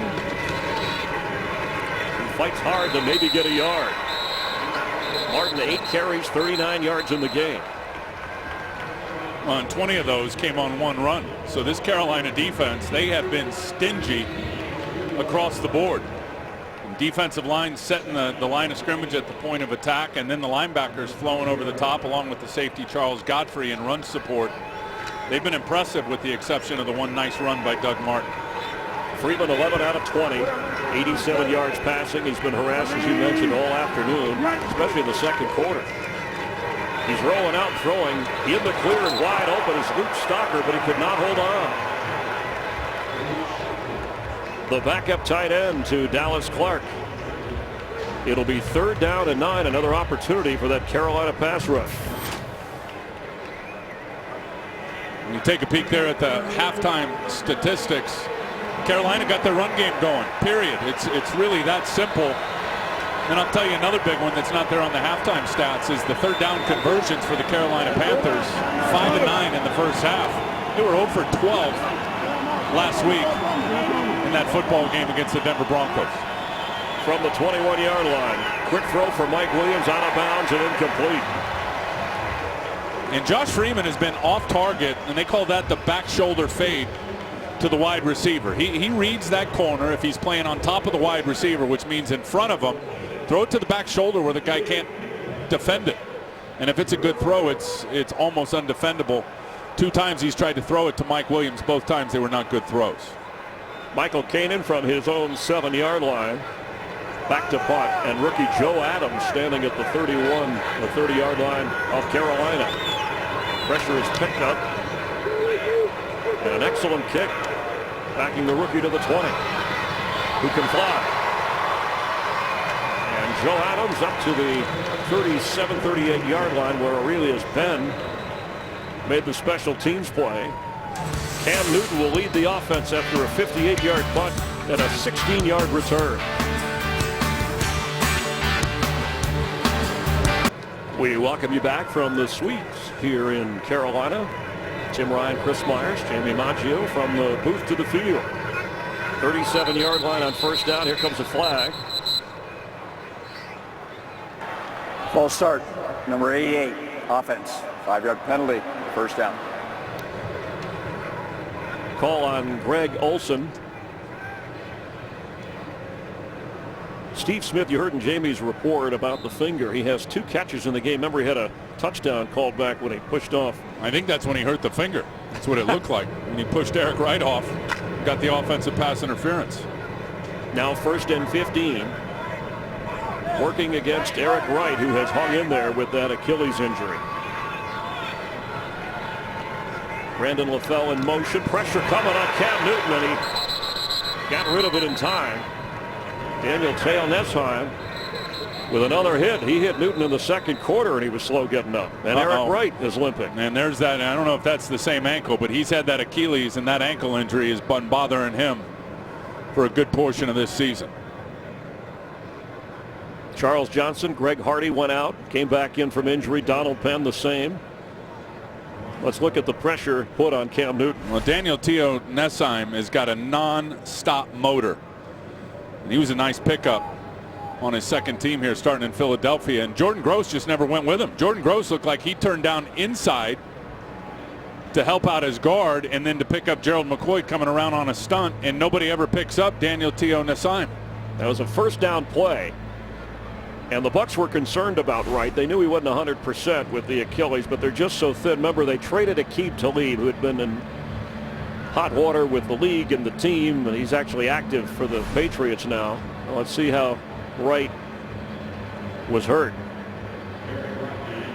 Oh, it just happened when he planted. I mean, when he just planted his foot, and he is reaching back where that Achilles is, there was no roll, there was nothing that got on his lower leg. It's just when he planted and stuck that heel into the ground, something gave out on him. So Laquan Lewis, who we saw on the return, that's number 30 right there, will have to come in. They'll leave Leonard Johnson for the moment as the nickelback with E.J. Biggers on the other side. Well, and here's the deal now, Chris. They're going to have to help Laquan Lewis with Steve Smith, and that means a lot of times with an outside linebacker or a safety, depending on how they're going to cover, which is going to open up things big time for Greg Olsen, the tight end. Steve Smith, top of your screen at 2nd and 15. Cam Newton has it, but goes down short of the 30-yard line. It'll be 3rd and long. Gerald McCoy in the middle of the field. Gerald McCoy does not have all the sack numbers this year, only 3.5 coming in, but watch his penetration as I highlighted him right there. Watch the penetration of number 93 just wreaking havoc in the backfield. Center tries to block down on him, reads it perfectly, crosses his face, shoots into the backfield for a tackle for loss on Cam Newton. Former captain at Oklahoma. In fact, a number of college captains drafted by Mark Dominic and these Buccaneers. On 3rd down. Complete right at the 40 to Brandon LaFell, but short of the 1st down. Brad Nortman coming on to punt. And Roscoe Parrish back to receive. I was mentioning some of those college captains, Doug Martin, Eric Lorig, guys like Mason Foster, Levante David. Want young leaders on this Buccaneer team. And Parrish, the former Buffalo Bill, has been at least steady on punt returns for Tampa Bay. Standing at his own 15. Each team struggling on its first possession of the 2nd half. It's a fake. Look out. The up man looked to throw it, but he was tackled right away. Nakamura is short, well short, and the Bucs will take over. Yeah, I don't like that call at all. You've got momentum. There's the new special teams coach. And of course, everything has to be okayed by the head coach now. Richard Rodgers, he can make the call. He can look at Coach Rivera and say, look, I think we got the look, we got the fake. And then Ron can veto it or say, stay with it, direct snap to Nakamura. They had the gunner covered out on the edge, and he didn't want to throw it, and he tried to run it and just got tackled. That's a bad call and worse execution. I think Cam Newton agrees. 37-yard line. Freeman on 1st down. Airing it out for Vincent Jackson. It's intercepted. Picked off by Nakamura. The punt didn't work, but the pickoff does. It's a Tampa Bay turnover.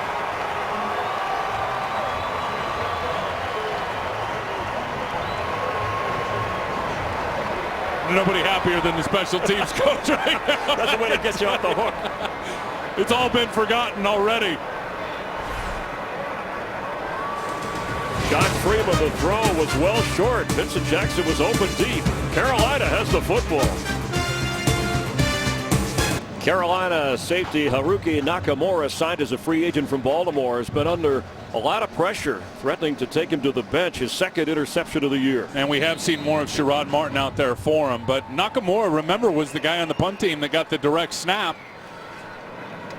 and elected not to throw it out to the gunner, tried to run it, gives Tampa the ball back, and he just put a big Band-Aid on that, getting the interception. Looked like he knew the route better than Vincent Jackson did. Talk about hitting the reset button. We're right back where we started here. 1st and 10 Panthers after the interception, and Michael Bennett with his 7th sack of the year in on Cam Newton. These offensive lines are getting pushed around today. Both offensive lines have had issues. And Carolina, it's been their biggest weak link all year, no question about it. Michael Bennett out here, and just watch the speed as he runs the corner on Byron Bell. And just gets his dip, which means you dip that right shoulder down, get to the edge of Byron Bell, who looked like he tried to give him a one-timer, If you're an offensive lineman and a defensive lineman gets by you like that, you got to turn and recover and get on his hip and run him by the quarterback. No second effort by Byron Bell. Nice sack by Bennett. Mike Tolbert checks in on 2nd and 18. He gets the football on the screen. Here comes a flag as Tolbert gets across the 26-yard line. They ran one of these screens last week. There was a big gainer that got called back for a flag right in this same area of the field against Denver. Illegal block in the back. Number 61, offense. Half the distance to the goal. 2nd down. And Ron Rivera, the head coach, knows that that's the same player that had the foul last week in the same play. But he doesn't have a lot of people to go to on that offensive line. If you're talking about making an adjustment, Jeremy Bridges, who was signed, is inactive. And there's Silatolu right there with the block in the back of Leonard Johnson. And it was Silatolu last week, as I said, Chris, that had the holding call that brought back the big screenplay to Mike Tolbert. Eric Wright out with the injury. Laquan Lewis, who Greg Schiano has some faith in, said Lewis is comfortable playing the corner position, knows a little bit about the defense, his second go-round with the Bucs. He's in at corner on 2nd and 24. Tolbert remains the back. Cam Newton throws on the run. Olsen at the 20 with the catch. Let's get a game break. Head to Los Angeles. Well, Matthew Stafford hits his tight end Tony Scheffler. The only problem is Scheffler didn't hold on. Threw his hand into the arms of M.D. Jennings, and the Packer defensive back takes it back. 72 yards for the score. 14-10. Packers with the lead on the road in Detroit right now in the 3rd quarter. Chris and Ted. Thanks, Kurt. Make or break time for the Lions. No doubt. And looks like Green Bay right now in position as the other wild card here in the 2nd half with Seattle, given the current division leaders. On 3rd down and 13. Tolbert. Oh, a tank driving to the 30 before Rondé Barber. 37-year-old Rondé Barber, who's getting Pro Bowl votes, making the tackle, bringing up a 4th down. Pro Bowl votes at free safety, mind you. Yep, playing with a sore shoulder. What an Iron Man.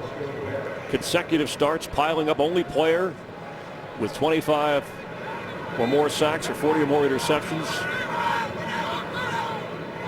And adjusting well. Nortman back to punt. Roscoe Parrish from his 25-yard line.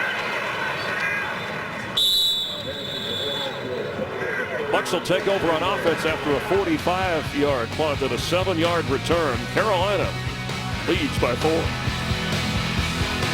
Sponsored by Verizon. Call Star NFL to get NFL Mobile from Verizon, built to bring you the game. Josh Freeman, 2 interceptions today. The last time he had 2 in one game was against the Giants, and that was back in week 2. Yeah, and look at that rating today, a 36 rating. You know, they've won 4 of their last 5. He has been terrific with 13 touchdowns, only 1 interception in that 5-game span, and a QB rating of about 113. Today he's not even a third of that. Doug Martin held to 40 yards rushing so far. Cinco, 159. I heard Cinco, I heard Delta. You tell me that means run as Doug Martin carries across the 35-yard line. Well, that's all Doug Martin and that powerful lower body. He got into his head last night. He said, give me those weight room numbers, man. At 5'9", 215, the way you move piles, what do you do? And this is really well played right here by the defensive tackle, Dewan Edwards, who's in perfect position. But the cat who squats 550 pounds, Doug Martin, just keeps those legs going and pushing and is able to pick up 4 or 5 yards. He said, I bench 410. And I said, pounds? Really? Is that? He said, they tease me about the time I spend in the weight room. That's 4 plates and a 2.5, Chris. That means nothing to you, but that's 4 times. Martin carries again. Stopped short of the 40-yard line. Buccaneers averaging, as we said at the top of the broadcast, 29 points a game. They had never in the first 9 games of a season scored at that rate. They're being held in check today. In fact, the old Warren Sapp, John Lynch defenses would say to Brad Johnson and the Buck teams, hey, give us 17 and we'll take care of the rest. Now they got to get a first down here. They have been awful on 3rd down in this game. Tampa Bay 2 for 9 so far. 3rd and 3.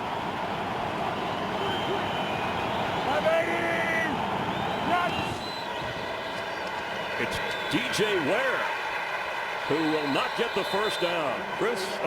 Charles Godfrey coming up from his safety spot, and Luke Kuechly made sure that Ware did not get near the first down mark. What a job by Luke Kuechly right here. They're going to stunt up in front of him, and then he's going to peel over the top and get right under Jeremy Zutaw and get the tackle. Bang! And then gets help from Charles Godfrey. That is perfect middle linebacker play by your rookie middle linebacker, Luke Kuechly.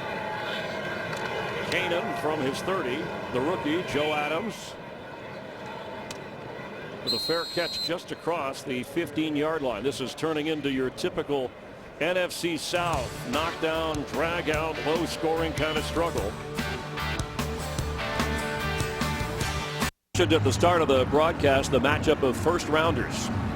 They both played well. I mean, Doug Martin had 47 yards, over 4 yards a crack, which is good. Had the nice big one, and then Luke Kuechly with 8 tackles. I am looking forward to this rivalry, middle linebacker, running back in the NFC South for years to come.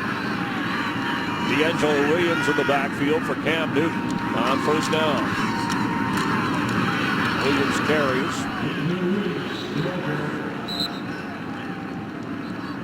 Greg Olsen has 2 catches in the game. Same for Steve Smith. Cam Newton and Jonathan Stewart, the top rushers today for this Carolina team. Well, I told you before the game and we went into the open that Ron Rivera and Rob Chudzinski, the offensive coordinator, Chris, were going to commit to this run game today, despite the fact that Tampa Bay is #1 in run defense. They have run the ball 21 times to only 14 carries by the Buccaneers. The commitment is obvious. Bucks giving up 80 yards a game coming in, already 82 for Carolina, as Steve Smith makes the catch. It is spun down. Looks like he's short of the first down marker. Leonard Johnson making the tackle, the former quarterback at Largo High School in Clearwater, Florida. Get ready for a double move from Steve Smith with Leonard Johnson over there on him. Steve running those short, quick hitters, the comebacks, the in routes. Bet you we see a double move, taking a shot out of Steve Smith before this game's over. On 3rd and 1, Mike Tolbert in at running back. Cam Newton keeps, glides forward. Panthers do get the first down, and in a low-scoring game like this, remember it was 16-10 Tampa Bay when they faced each other opening week. This is the kind of game that allows the Panthers to be patient with that running game. And they need to be patient. We've talked about it. They go for touchdowns or they throw the check down. Today that hasn't been the case. We've seen him with some of the underneath routes. Cam Newton has been better throwing over the middle of the field than he's been for most of the year, where he's really struggled. Seen a couple of nice throws in between the numbers for Cam Newton. Jonathan Stewart with an ankle injury. You saw him limp off. He's questionable. So D'Angelo Williams in at running back. Gets the carry and churns across the 32 up to the 33-yard line.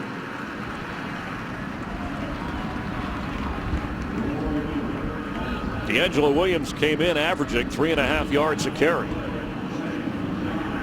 You know from watching him that he didn't forget to run the football. He just had real lack of opportunities in all those gimmick runs, and he just pinballs off Gary Williams. His offensive lineman keeps the feet going and is able to pick up 5.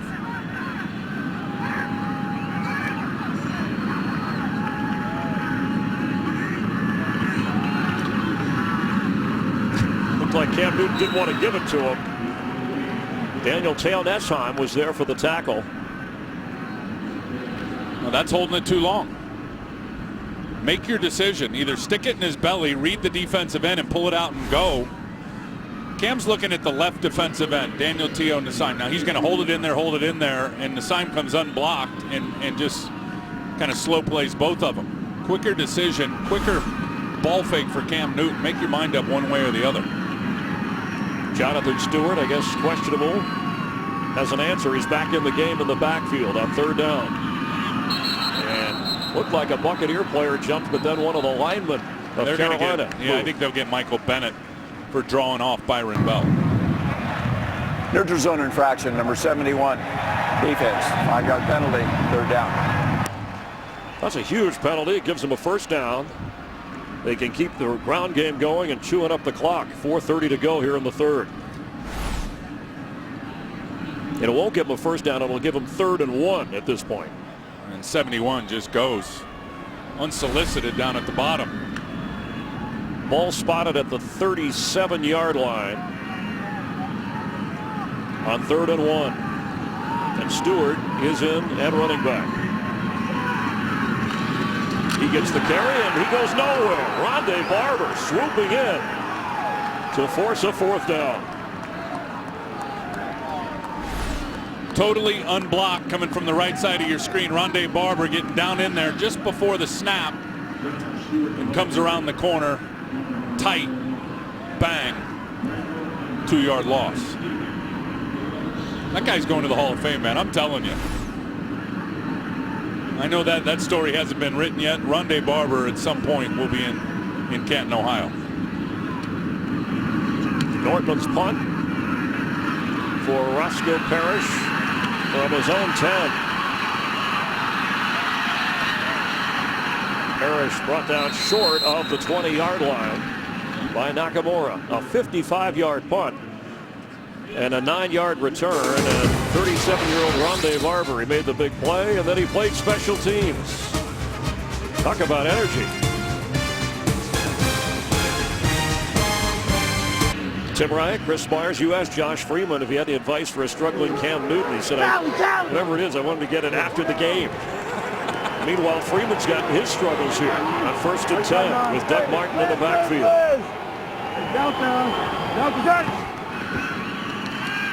Got it in the air. Look out. Incomplete. In fact, the last 3 series for Tampa Bay, 3 and out, interception, 3 and out. Charles Johnson knocked that one away. Well, they've been out of sync, and I give the defensive line credit for the Carolina Panthers. And Charles Johnson up here at the top of your screen, and they know we've gotten so much pressure, they're going to go to the short passing game.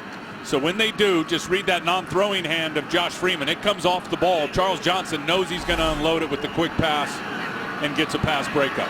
His Carolina defense playing excellent football today as Doug Martin carries. Gets to the 20. It'll be 3rd and long. Luke Kuechly adding on to his tackle total. He's got 7 so far.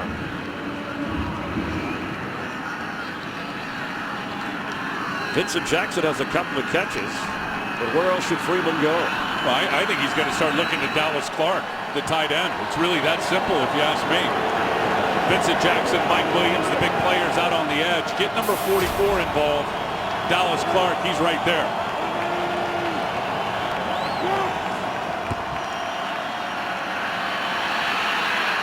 Freeman will run and get the first down across the 32-yard line. Being chased, it looked like he might not get there. Well, I'll tell you what he did is, as he's extending the play with his legs, he looks to Dallas Clark. Dallas Clark doing a nice job. Dallas is going to come off right here, and he's going to sit. Well, as Freeman goes this way, Kuechly drops, and then Kuechly goes towards Dallas Clark as soon as Freeman looks that way. Watch this, and it opens up a run lane. See him go there? As soon as Freeman looked over there, Kuechly went over there and opened up the middle of the field. Josh Freeman tucked it and picked up the big first down. Got away from Greg Hardy to get enough for the first down. Doug Martin carries. And there he goes. Breaks loose near another first down for Tampa Bay. Up at the 43-yard line. Little guy goes into a pile, and when he comes out, you never know what you're going to get. He's really good at making people miss. Going off here to the right, to the left of your screen, to the right of the offensive line, which is a bit of a change-up for Tampa Bay, who loves to run left. So here they change the tendencies, get some good blocking up front. DeJuan Edwards just misses the tackle. It's that simple, the defensive tackle. First down after he picked up 10. This time the Panthers keep him in check. Just over a minute to go here in the 3rd quarter. Little has changed on the scoreboard since Jonathan Stewart ran in to give the Panthers a 14-10 lead. You can call ** NFL and download NFL Mobile and get coverage of every NFL game. Just call ** and download whatever team, whatever game you want, no matter where you are.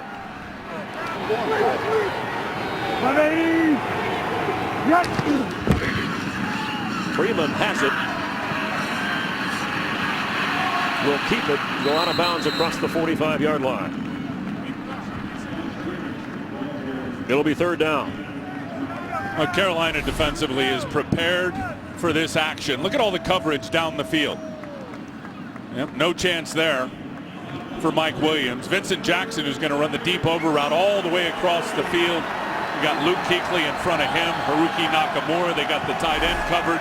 They anticipated that edge play from the quarterback, and they covered all three levels of the wide receivers. Third and 8 from their own 45.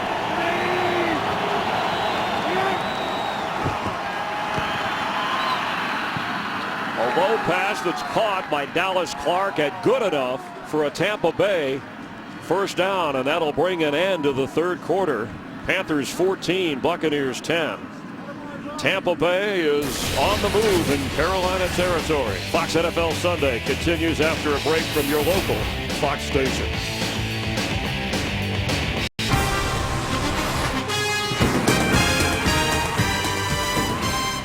Tim Ryan, Chris Myers, Jamie Maggio on the field here in Carolina to start the fourth quarter. A first down for the Buccaneers, trailing by 4 just beyond the Carolina 45-yard line. Got it. See if they take a shot at the top to Vincent Jackson. That's Clark in motion. Doug Martin has the football. Here comes a penalty flag as Martin goes all the way down to the 25-yard line, but the flag is back at the 45.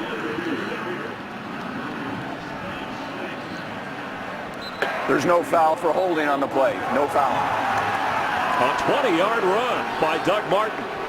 The officials pick up the flag, and the crowd here and Ron Rivera don't like it.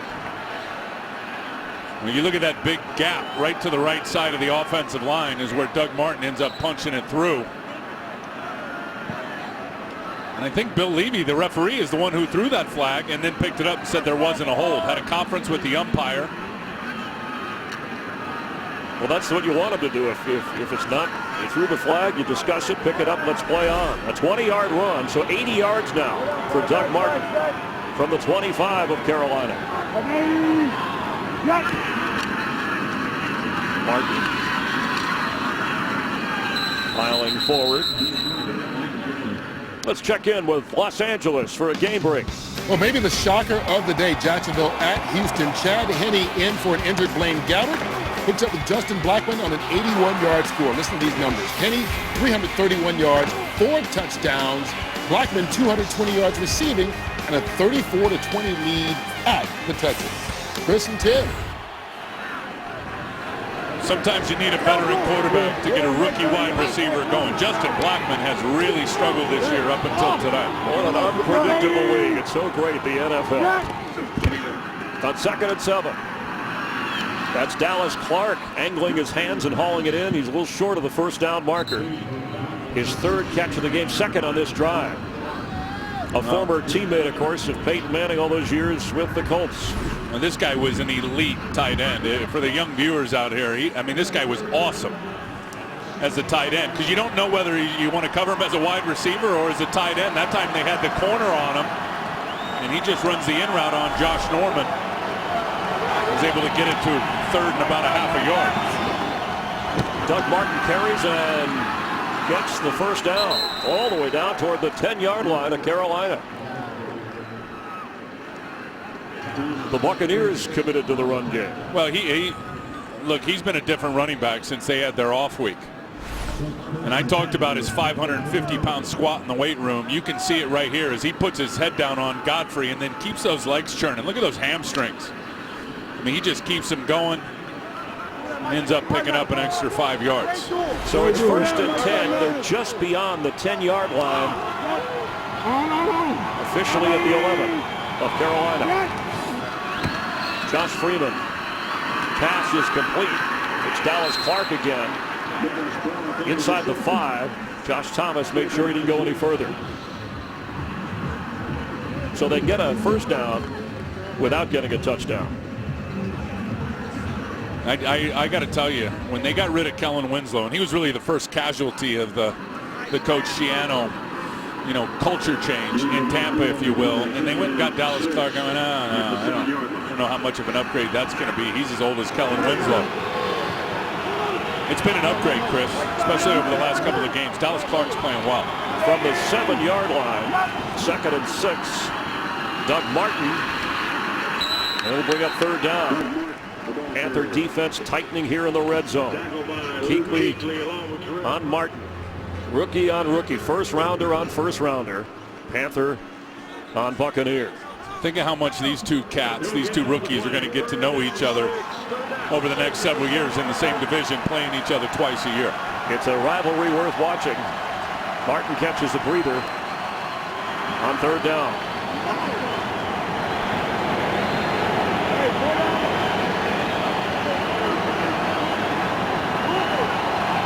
Wouldn't be surprised if they try to hit Dallas Clark again out of this little bunch set to the left. Freeman is keeping it, and he won't get in.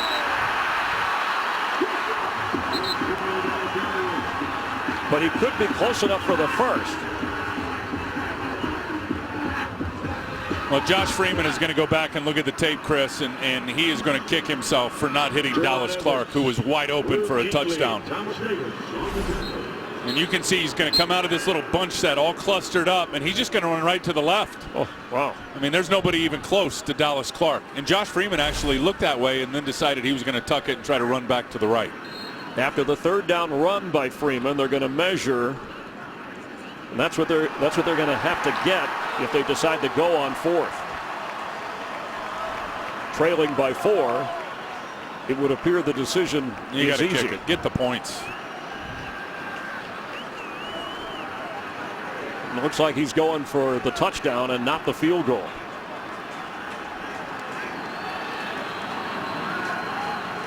When it comes to fourth down this year, the Buccaneers in 7 tries have converted 5 times. Well, Josh Freeman, we saw it last week on fourth down. We saw it earlier in this game on third down with that big body on the quarterback sneak. If they don't get it, though, this decision could certainly come back to haunt them.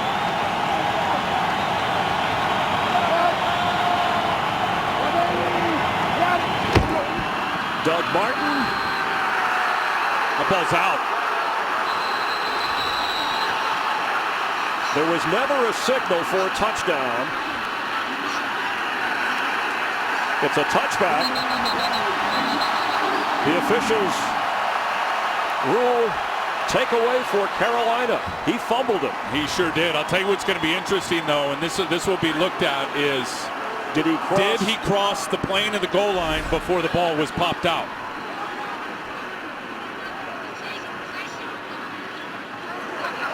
It's hard to tell from that angle, but it looked like, I mean, just do the math, it looked like his body and where the ball was over the plane of the goal line before it was knocked out. This will be a better look at it.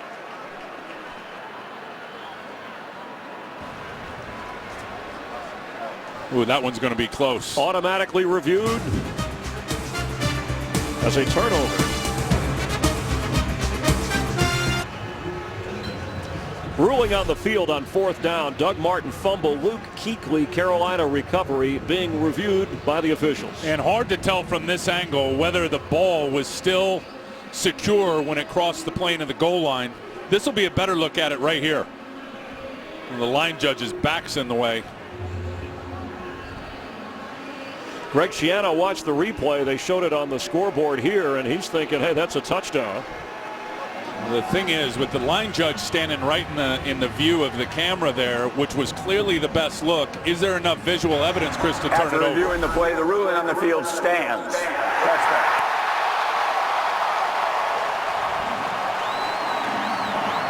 I think your point, Tim, is that the replay was not distinctive enough. That's right.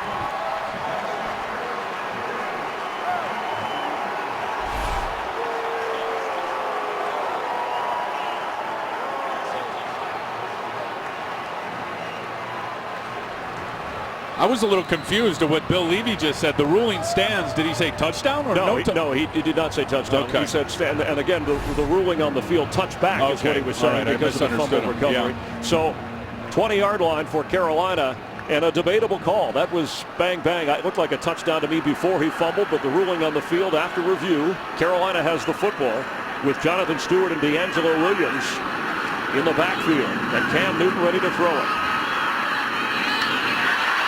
sideline completion over there. Laquan Lewis on Brandon LaFell. But it was a 4th down gamble. You said to go for the points. They actually got not only the first down, the touchdown if Doug Martin hangs onto the football. His first fumble in his NFL career. Give Thomas Davis a lot of credit for knocking it out.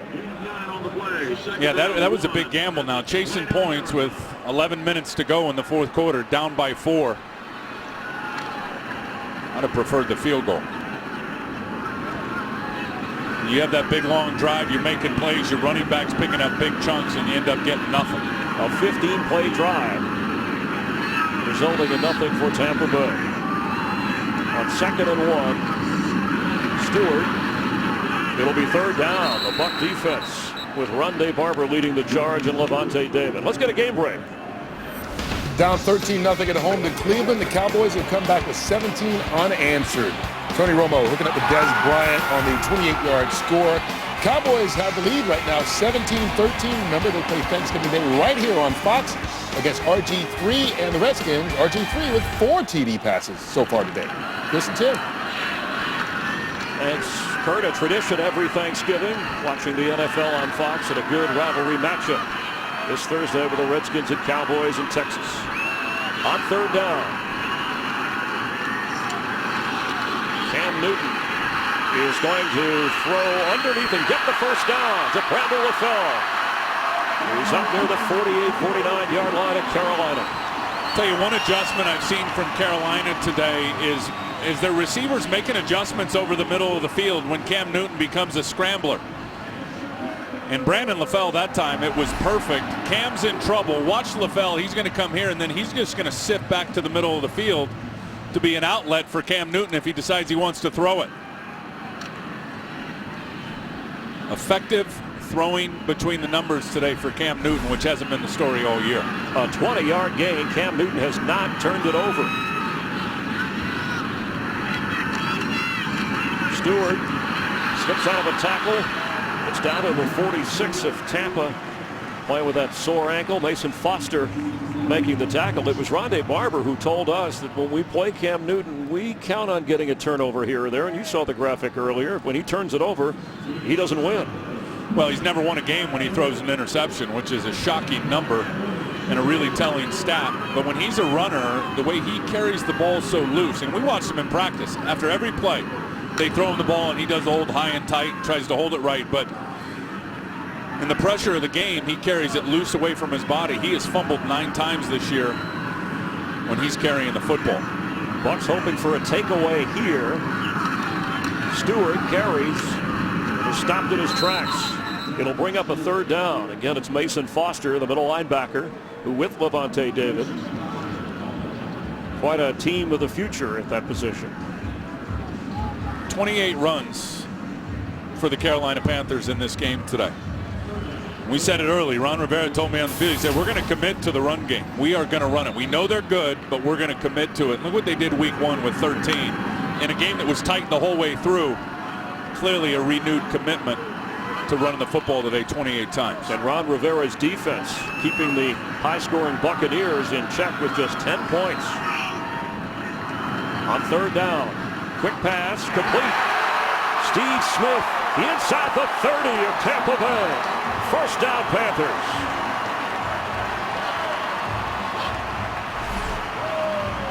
Boy, what a big-time throw. Steve Smith inside of Leonard Johnson, and behind the defensive end, Tampa chose to drop Michael Bennett, keep him in coverage on the tight end. Stevie Smith finds the open window. Is he into the game or what? I asked, I said, how much longer are you going to play? He said, if you would have asked me last week, I'd have said Sunday was my last game. After the tough loss at home against the Broncos. A 17-yard gain.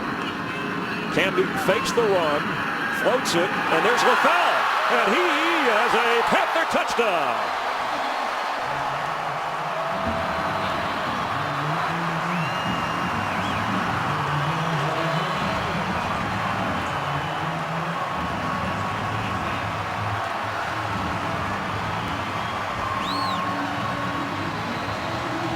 Chris, we just talked about 28 runs in this game and the commitment to the run game. That's the cause. What's the effect when you do that? I'll tell you what it is. Watch these two linebackers, Mason Foster and Levante David, suck up on the play action. LaFell from the slot receiver position is going to slip right behind him. And another big throw by Cam Newton over the middle of the field. So they go on fourth, fumble. Panthers march the other way, and Brandon LaFell on a 29-yard toss from Cam Newton. 9th touchdown pass of the year for Newton. And the Panthers have opened up an 11-point lead. Cam isn't sitting alone with that towel on after the touchdown toss. 21-10 Panthers trying to win their 3rd game of the year and avenge an opening day loss down in Tampa Bay. What a turn of events. Force a fumble down on the goal line, and then march down the field and get 7 points. Laquan Lewis will down it, so the Buccaneer offense, which has struggled with Josh Freeman today, is 80 yards away from a touchdown. 2-score game.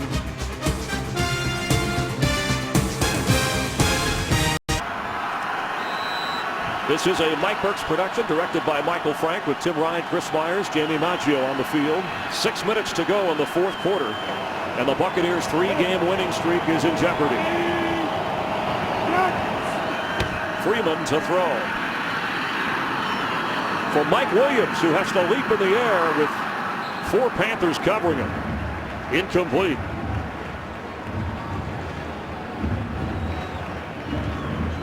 Tampa Bay's lowest scoring output this year, 10 points, came in a loss to Dallas. Well, give Josh Thomas and these Carolina corners some credit against these big-time receivers. Josh Thomas is in year number 2. He really didn't start getting game action until about week 4 or 5 of the season. He, Captain Munnerlyn, Josh Norman, they've all played well. For Mike Williams again, and here comes a flag, and there should be pass interference or whatever Josh Thomas had to do to get in his way. Well, Josh Thomas never turned and located the ball. A common error for wide receivers when they get pass interference. corners. Number 22 defense.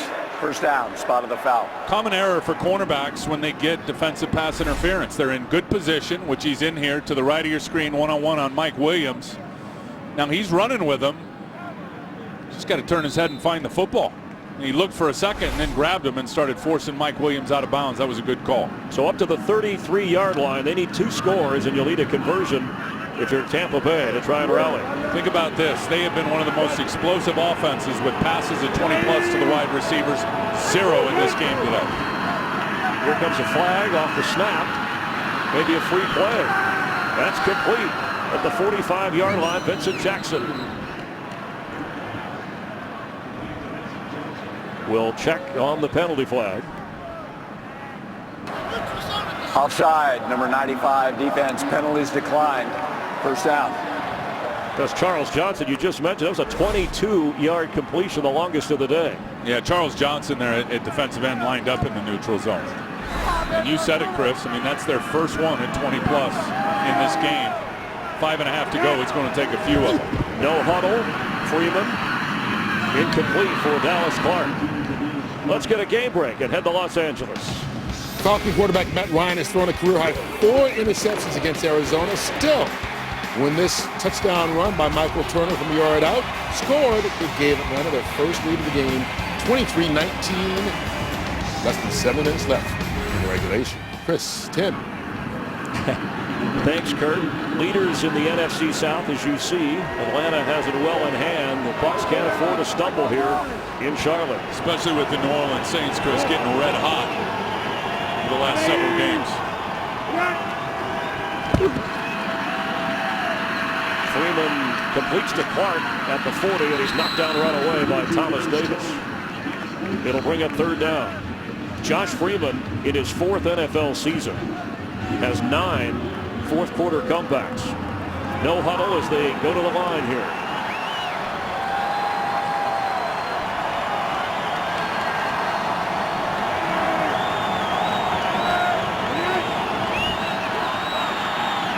Pass is juggled and incomplete by Mike Williams. Usually sure-handed. It would have been a first down. Well, it looked like Josh Norman, one of the defenders, got his hand in there. Josh Freeman's looking at this the whole way. I mean, he is staring him down. Thomas Davis is going to get over there.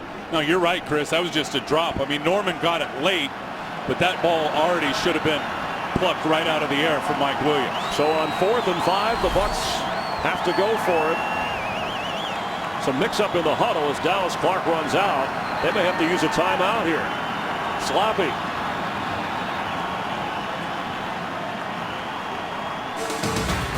The Buccaneers will have 2 timeouts remaining, facing a pivotal 4th down. Under 5 minutes to play. 4th and 5, Tampa Bay from the 40 of Carolina.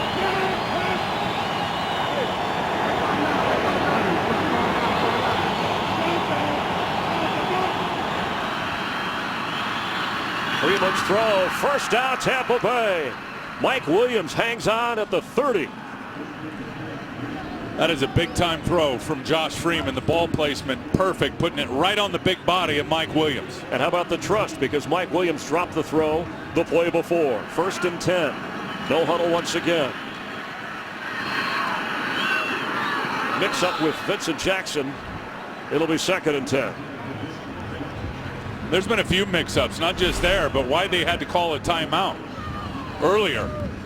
This one ends up being the conversion, and that's just a good throw. I mean, you got your big receiver against a smaller corner, put it right on his numbers. Mike Williams goes and gets it. That's one thing. I think really since the Washington game we did earlier in the year when he hit Mike Williams down the sideline, the trust between the quarterback and the wide receivers has been off the charts. Deep drop for the Panthers secondary. Freeman's throw underneath to Clark. Pushed back at the 25-yard line by Thomas Davis, but the clock continues to run. Buccaneers with 2 timeouts remaining and down 2 scores. And that'll be there for them. I think when you see Carolina is they're defending the deep ball. Everyone knows Tampa wants to go deep with Mike Williams and Vincent Jackson. There's a lot of stuff underneath when the zones are cleared out. On 3rd down, incomplete. It'll be 4th and 2.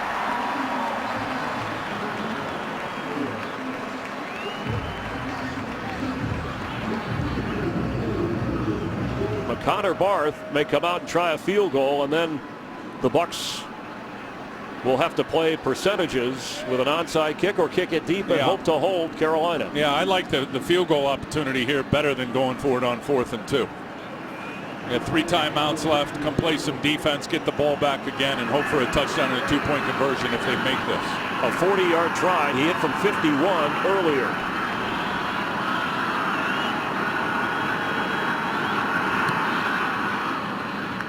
Connor Barth, who played his college football at North Carolina, delivers in front of a silent crowd. He's not silent. It's a 21-13 game with just over 4 minutes to go. College football, the biggest championship games are on Fox. Friday, November 30th, the Pac-12 championship in prime time. UCLA will play either Oregon or Stanford. And then Saturday night, December 1st, the Big Ten championship. Wisconsin going up against either Nebraska or Michigan. The Pac-12 and Big Ten championships, back-to-back nights. You'll see it on Fox. Tampa Bay had a 10-0 lead. And then the captain Munnerlyn 74-yard interception return for a touchdown turned the tide. Jonathan Stewart punched it in, and then a Cam Newton touchdown pass. Since then, the Carolina defense has held the Buccaneer offense in check and out of the end zone. Now, would you onside I here? wouldn't. You got 4 minutes to go. You got 2 timeouts left if you're Tampa. Kick it, count on your defense. Try to get the ball back. I mean, if you kick an onside here and you give it to Carolina at this position of the field, they're almost a couple of first downs. They're in scoring position. Field goal range. That's And right. you're back to a 2-score game. That's right. And earlier, Justin Medlock in the first half missed a makeable 40-yard field goal for Carolina, which would change the picture. But it was the big 4th down gamble when Doug Martin got toward the end zone but fumbled his first fumble, and that changed the tide.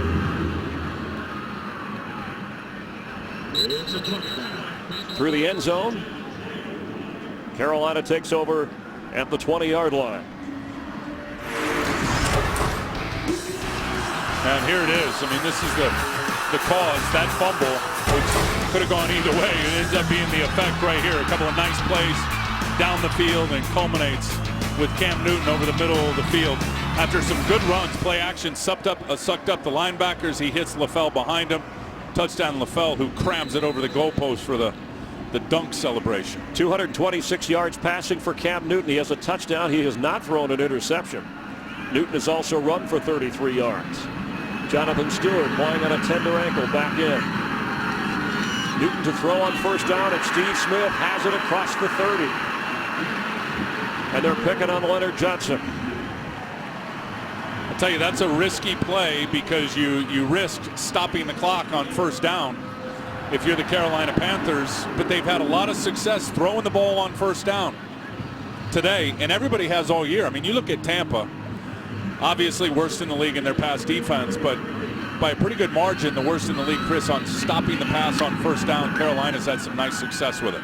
And with Eric Wright out injured with the Achilles, even though he played earlier today, and Akeem Talib in New England, the secondary can be picked on. Now you pound it. Now you pound the run. Rondé Barber creeping in. Stewart carries. Let's get a game break and head to Los Angeles. All right, Chris, thanks. Coming down to the wire in Detroit, Packers and the Lions. Aaron Rodgers, his new favorite target. Randall Cobb, great catch, 22 yards, touchdown. Green Bay goes up 21-20. Matthew Stafford and the Lions have the ball. Over a minute left in the fourth quarter. Chris and Tim. Lions fighting for their playoff lives, and Tampa Bay comes in 5-4 with that 3-game winning streak on the outside of that wild card chase, and they've already lost to Dallas.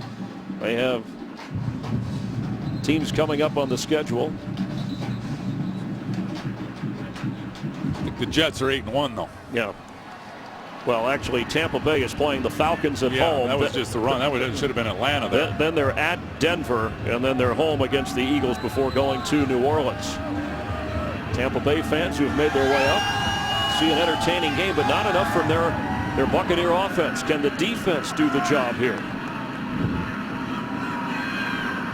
Mike Allstott's put on a few pounds. 2nd and 10. Tampa Bay used a timeout there to stop the clock. They have 1 remaining. And they'll probably use it here, and it'll bring up a 3rd down for the Panthers at 3:09 to play. So it was costly that the Buccaneers had to burn a timeout when they had confusion in the huddle. Definitely. And it wasn't the kind of game we expected, the way the Bucs had been scoring points. But Carolina backed against the wall. Owner Jerry Richardson already with a front office change. A special teams coach let go this week. Panthers had high expectations this year. Remember last year, Tim, Carolina was 2-8. They won 4 of their last 6 behind a red-hot Cam Newton. And I think that's why, as Ron Rivera said, we wanted the expectations high. Well, I think they were unrealistic expectations. I didn't think their defense was really ready to make a push. Now, having said that, the defense played pretty good over the last 5 or 6 games. Their offensive line, the injuries up front, has clearly been the story with the Carolina Panthers and the inconsistent play by Cam Newton. But I don't think Ron Rivera is going to be judged the rest of this season in wins and losses. I really don't. He's in year number 2. You talked about how they finished last year. I mean, the owner, Mr. Richardson, who you saw right there, just got to see him competitive and see progress. And I would hope Ron Rivera will get another year. On 3rd and 11, Cam Newton is going to throw and caught. Yes! How did he keep his feet in bounds? Louis Murphy.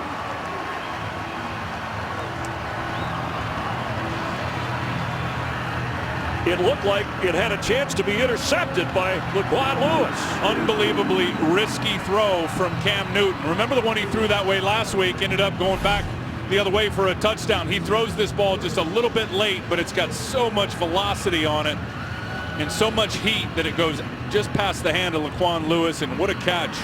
And tapping the toes inbounds by Louis Murphy. Really, really good. Great footwork, and Cam Newton threw it high because Murphy is 6'2", and Lewis is 5'11". What a big play for a fresh set of downs.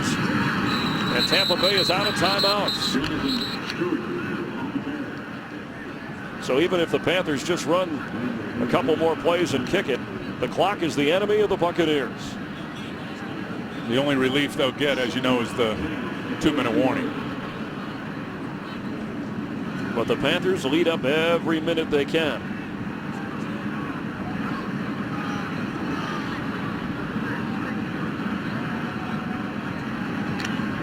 You know, and one thing, you can say what you want about Tampa and how good they've been. Look at the feed here by Lewis Murphy. You get to see it, but it was impressive. Look, Tampa didn't play very good offensively last week, Chris. Not even 280 yards offense. Today, they don't have 260. Cam Newton keeps. It'll be third down. The clock will run and take us to the 2-minute warning. So a couple of funky games for them in a row offensively after exploding over the last several weeks. Against San Diego, they had a punt block for a score, and they had an interception run back. Today, it's been tough for Josh Freeman, a 2-interception game. But it's not over yet. Coming up after this game, the Pepsi postgame show. You saw on the pregame show on Fox on the Tampa Bay Buccaneers and rookie Doug Martin, who played such a terrific game, but he feels terrible about the fumble on fourth down when he was headed into the end zone for a touchdown. It looks like a throw, but they got to turn and run it here. Cam Newton is going to keep, and if he gets a first down, into Tampa Bay territory, but short of the first down marker, and of course no timeouts for Tampa Bay.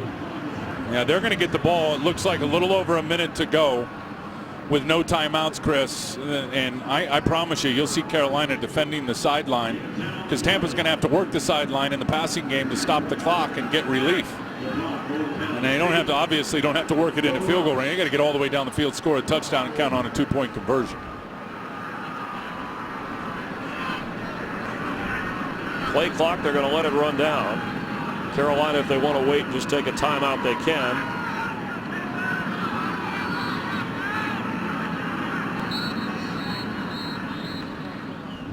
And the Panthers do take the timeout. 1:09 to play here.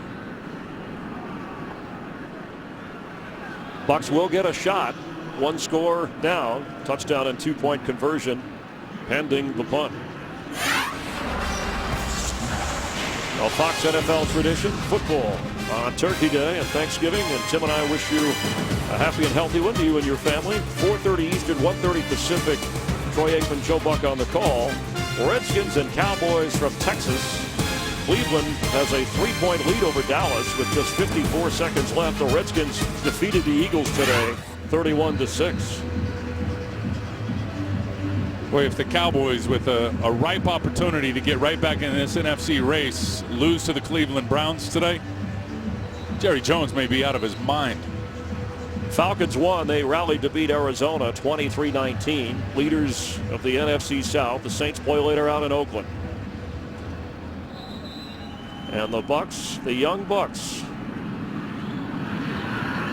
who led early 10-0. They have let a game slip through their fingers. Give Captain Munnerlyn a lot of credit for that pick six for a touchdown. Roscoe Parrish will let it go through and 20-yard line after a 49-yard kick.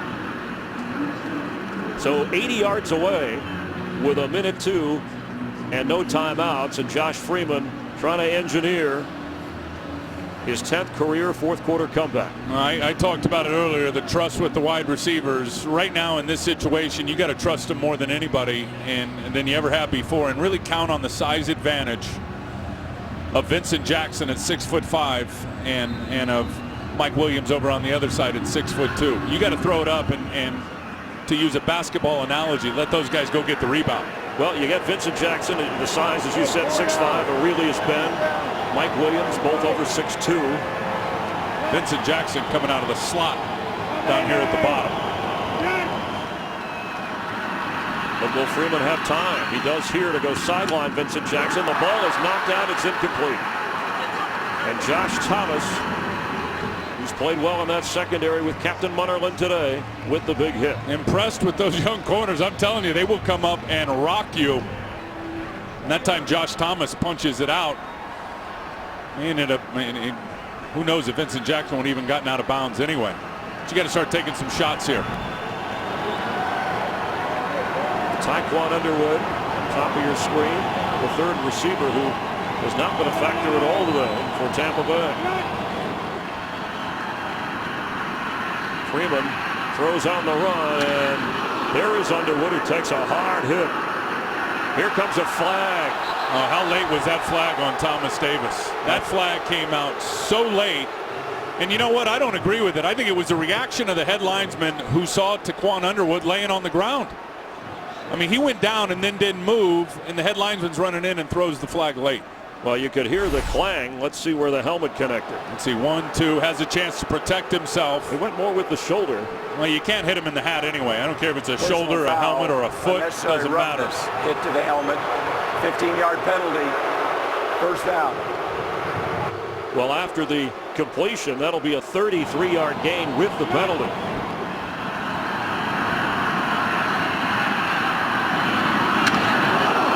As soon as that second foot came down is when the shot was delivered by Thomas Davis. Tyquan Underwood over on the sideline. The referee, Bill Levy, reviewing to make sure it was a catch. Let's take a look at the replay at real-time speed.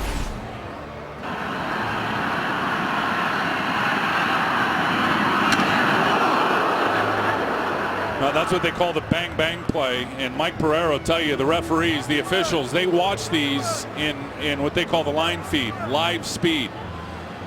But I think if you look right there and you see, and they see the same exact pictures upstairs in terms of the review that we see right now, I think that's a catch. I mean, 1 foot down, then the second foot comes down. There's 1, there's 2, it's down. He's got possession of the ball before it's knocked out. Mike Pereira, you're viewing this along with us, our Fox Rules analyst from the command center. What do you see?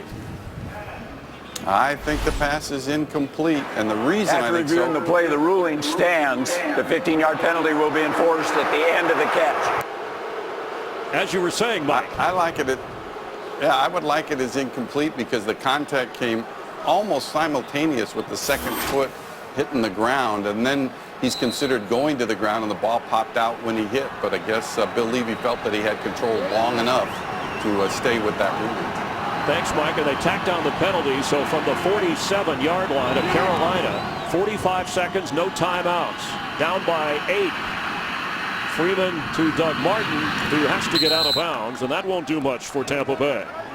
38 seconds remain. Remember, after the game, the Pepsi postgame show, 6 seconds remain in that Cowboy-Cleveland game. The Packers did hold on to beat the Lions. The Jets knocking off the Rams in St. Louis. Highlights of all the games, the Redskins winners over the Eagles. But here, time running out on Tampa Bay. The worst thing for Josh Freeman right here would be to get sacked. Have that clock get chewed up in a hurry. You want to at least have a Hail Mary throw at the very end of things. Second down, he just gets rid of it and was nudged in the pocket. 32 seconds remain, and it's third down. Greg Hardy applying the heat. Greg Schiano's telling him now, huddle up, fellas, come together, let's go. And Freeman was thinking the same thing I was. Sack's the worst thing that can happen. He was on his way down. What looked like was going to be a sack as he banged into his other guy. He just heaved it up and got rid of it. 41 yards away, 32 seconds. It's 3rd and 4, and no timeouts. Dallas Clark to the sideline at the top of your screen. High snap. Freeman fires. Vincent Jackson inside the 25. The clock runs. 25, 24. He's got to get up and spike it, Chris. Got to stop the clock. Get everybody set. Josh Freeman spiking. And now within range, you have 3 plays to get it into the end zone. A 17-yard connection, setting up the Bucs at the 24-yard line of the Panthers. Yeah, and take your time, as you said. You're only down by 8, so you got a touchdown, and you got to have a 2-point conversion to tie this thing up. So just be patient. If you're Josh Freeman, again, you cannot get sacked. Well, and it's 2nd and 10. You have to think if it's in the field of play, you got to move it down to spike it. Absolutely. But you only have 20 seconds. End zone throw. Did he hold on? Touchdown, Vincent Jackson. An unbelievable catch. An unbelievable throw. Oh, my goodness. They still need 2 to force the tie. A 24-yard pass with 12 seconds remaining. Oh, my goodness. Did you see it? That's what you call threading the needle if you're Josh Freeman. Vincent Jackson right here out of the slot.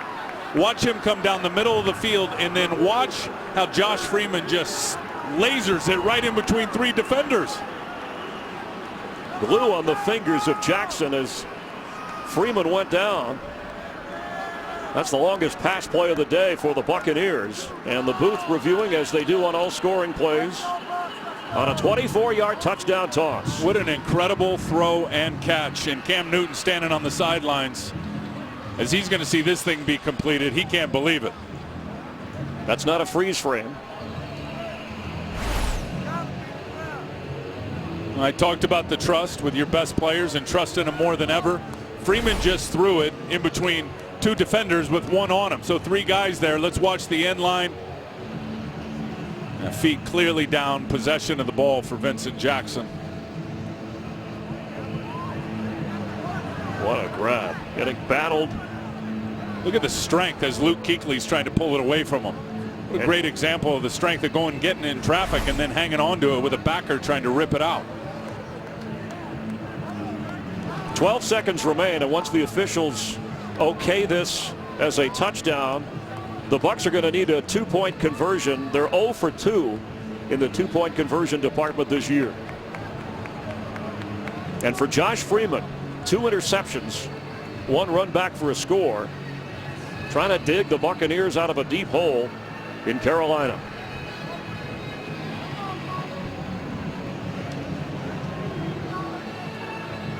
They got the ball at the 20. They had no timeouts. Under 50 seconds, and they marched down the field. After reviewing the play, the ruling on the field is confirmed. Touchdown. You know what I love? The fact that Vincent Jackson, who's been named captain, leads him right back into this game and an opportunity to tie it up. His 5th catch of the game might be his most important to date, depending upon where this conversion goes.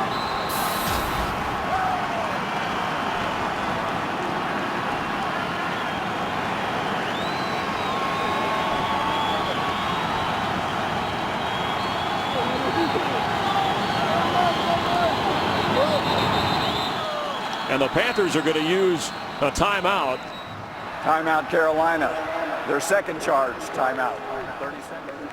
Carolina will have 1 remaining. Again, the Buccaneers have no timeouts.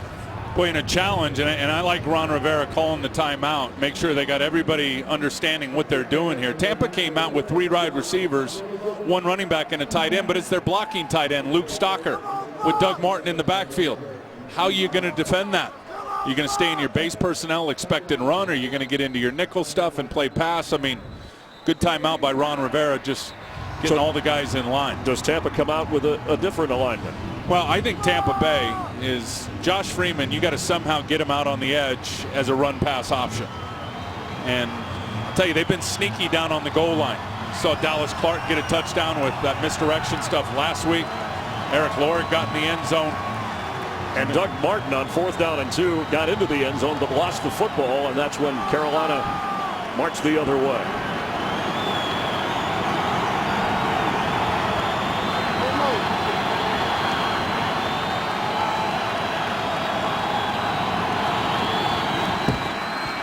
Freeman, end zone, conversion. Vincent Jackson, tie game.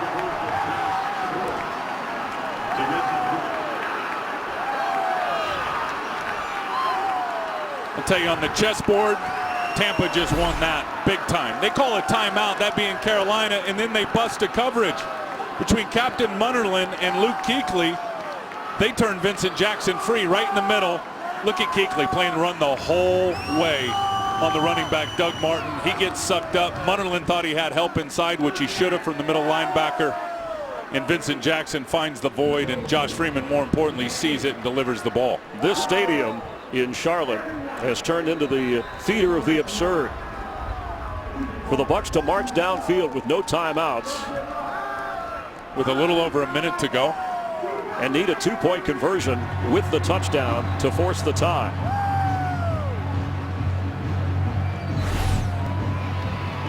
Captain Munnerlyn, who got the Panthers rolling with his interception run back. Vincent Jackson, who had the touchdown catch and then the conversion. He has 5 catches for 90 yards in this game. What a play call by Mike Sullivan. Just understanding the magnet, if you will, of Doug Martin on that middle linebacker, Luke Kuechly, and Luke Kuechly took all the bait and opened up the throwing window. And the maturity of Josh Freeman at age 24. He's only in his 4th season. 9 fourth-quarter comebacks. He drove the team 80 yards in 50 seconds. Got the touchdown and the conversion with 12 seconds remaining in regulation. Armani Edwards back for Carolina. He will not have a chance to return. Carolina has 1 timeout and will take over at the 20-yard line. Tim Ryan, Chris Myers, glad you're enjoying the NFL on Fox. Up on the booth helping us, James Petralka from Tampa, Emmett McGuire from New York. I'm going to be very interested to see psychologically how the Carolina Panthers, Chris, can respond to this situation. I mean, Cam Newton, all smiles, all laughs over on the sideline. Everything was going great. All the momentum had swung in their direction. Now, if they emotionally, how do they handle this? If they just take a knee and run out the clock, does Greg Schiano do the victory formation rush? I guess there's your answer. No. Well, he says, I'll take overtime after where we were standing 50 seconds ago. What a game. And I'll tell you, the coin toss is going to be important here because Tampa has clearly all the momentum, and after that long drive and a little over a minute, I'm sure that the defense of the Carolina Panthers right now are winded. Remember, each team will get 2 timeouts. We had our first tie in the NFL last week with the Rams and 49ers in San Francisco. You play 1 overtime period in the regular season. Our first tie since 2008 when the Eagles and Bengals wound up tied. And remember the new rule put in this year for overtime. Team that possesses the ball first, if they do not get a touchdown, then the other team gets an opportunity. Yeah, if there's only a field goal by the team who possesses the ball first, both teams will get an opportunity to touch it. If, in fact, whoever wins the toss gets the ball, goes down and scores a touchdown, it's true sudden death. The game's over. If the game is tied at the end of the 15 minutes, it'll be recorded as a tie. 4th quarter timing rules will be in effect. Each team will be given 2 timeouts. Replays will be done from the replay booth. If the first team that gains possession scores a touchdown, the game is over. Or if there's a defensive score. If not, both teams must be given a chance to possess the ball. You're the visitors. You make the call. Tails is the call. And it is tails. You would like the ball. What goal do you want to? You want to kick that way, all right? Tampa Bay will receive down here. Good luck, gentlemen. You just talked about in a clear explanation from Bill Levy, momentum on the side of the Buccaneers, who score to force overtime, and Tampa Bay will get the ball to start overtime. It's 21-all in Carolina. Week 11, 10th game of the year for the Bucs and Panthers. Tampa Bay exceeding expectations this season. Carolina and Cam Newton not living up to the hype from the previous season. Tampa led early 10-0. Panthers led most of the way until the final seconds when Josh Freeman took Tampa Bay 80 yards in 50 seconds and needed a 2-point conversion to force overtime. It's the first overtime for either of these teams this season. So many young quarterbacks are at their best when you're in the hurry-up mode. And it's been clear in this one, Josh Freeman saved his best for last when he had to make it happen and the game was in his hands. Justin Medlock kicking off. Laquan Lewis from his own end zone will down it. So Tampa Bay will take over at the 20, where they took over to start the drive. And let's take a look at that 50 seconds, how they marched downfield. Now, there was a questionable late hit penalty and catch review on Tyquan Underwood's grab, but this is what did it to Vincent Jackson, who held on. And then the 2-point conversion, Freeman goes back to Jackson to create a 21-21 tie. And it'll go unnoticed, but that ball location down and inside to where only his wide receiver can get it, that's not by surprise. That's by design and well executed by the quarterback. And I'm sure that man carrying the football, Doug Martin, feels like he's off the hook on his 4th down fumble in the end zone on his way to a touchdown. You saw the look on his face when it looked like Tampa Bay was staring at a defeat. And that just, this 5th quarter, if you will, this overtime just gave Doug Martin the opportunity to go up over 100 yards, 20 carries for a $101. Each team with 2 timeouts. in this overtime. And as you heard referee Bill Levy, a touchdown by Tampa Bay and it's over, or a defensive touchdown by Carolina and it's over. Martin again has running room. Doug Martin, all 5'9" of them, all the way inside the 45 of Carolina.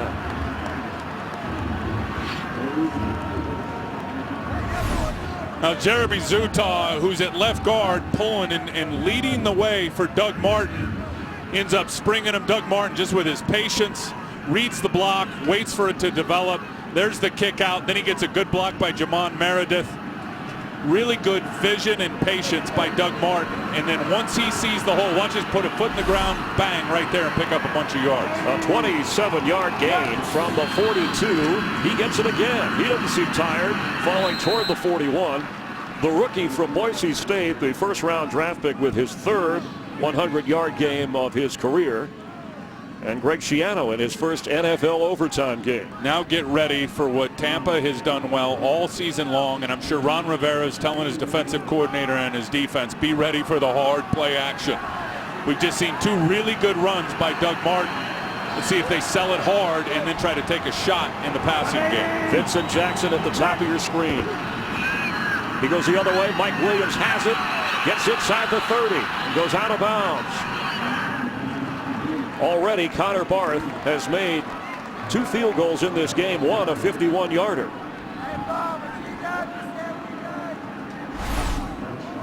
Off coverage for Mike Williams. Just going to return and run the stop route. Just spot up out there, post up. Josh Freeman on time and throws it to him. After the 13-yard gain, over 225 yards passing for Freeman. It's 1st and 10.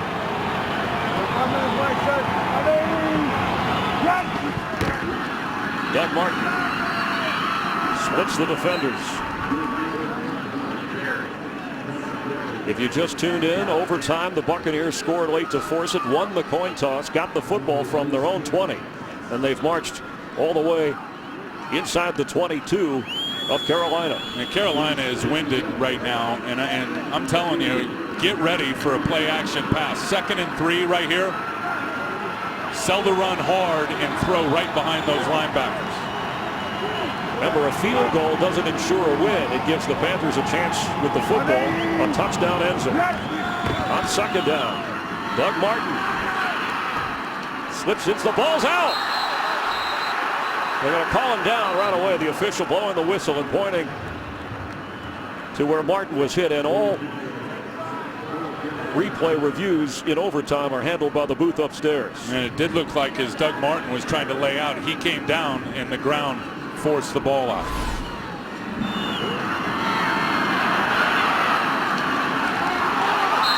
Now the whistle obviously comes out late, but I think the ball was not popped out until his arm hit the ground. So it's 3rd down and 1 from the 20-yard line. Martin has carried the load in this drive.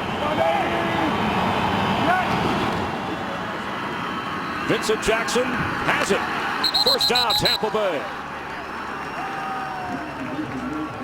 What a crisp-looking drive by this Buccaneer offense. Well, how about the you-to-me factor with Josh Freeman, the quarterback, who's going to turn and actually just look right and then spin back to the left. And a really good anticipation throw on the out route to Vincent Jackson. That's pitch and catch versus off coverage. 8th play of this drive. Under 11 minutes left in this game. One way or the other. From the 15.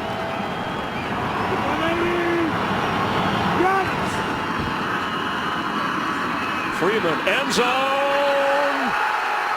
Panthers win. Buccaneers win. Dallas Clark has the touchdown.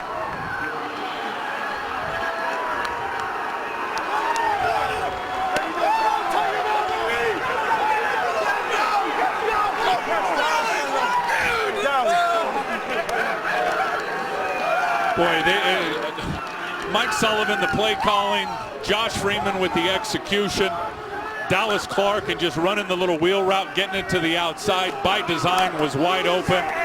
Good throw, and then even better catch in terms of catching the ball and tapping his toes for the touchdown. You got to feel bad for Ron Rivera. You got to feel great for Greg Schiano and the Tampa Bay Bucs. Watch these feet for Dallas Clark. And the There's official the catch. waited to make sure. Possession, touchdown. Doug Martin's running.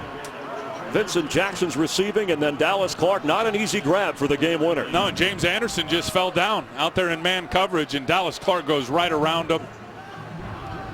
Boy, that's impressive. What an impressive final drive, and then into overtime for the Buccaneers offense. 8 plays, 80 yards, and Greg Schiano, first year as an NFL head coach in his first overtime. And the Buccaneers didn't waste any time. Well, you get a feeling that the belief on this football team is just going to continue to grow. They were at their best at the most critical time of the game. 50 seconds to go. They were down 8 at their own 20 with no timeouts. And marching down to get the conversion and the touchdown. And they keep the winning streak alive. Tampa Bay has won 4 in a row, and of course you always have to wait because I hope so. There has to, all the players are given Monday night with Green Bay and Seattle, the official review upstairs of the touchdown has been confirmed. No extra point necessary. A 27-21 Tampa Bay come from behind win for Josh Freeman, the 10th of his career.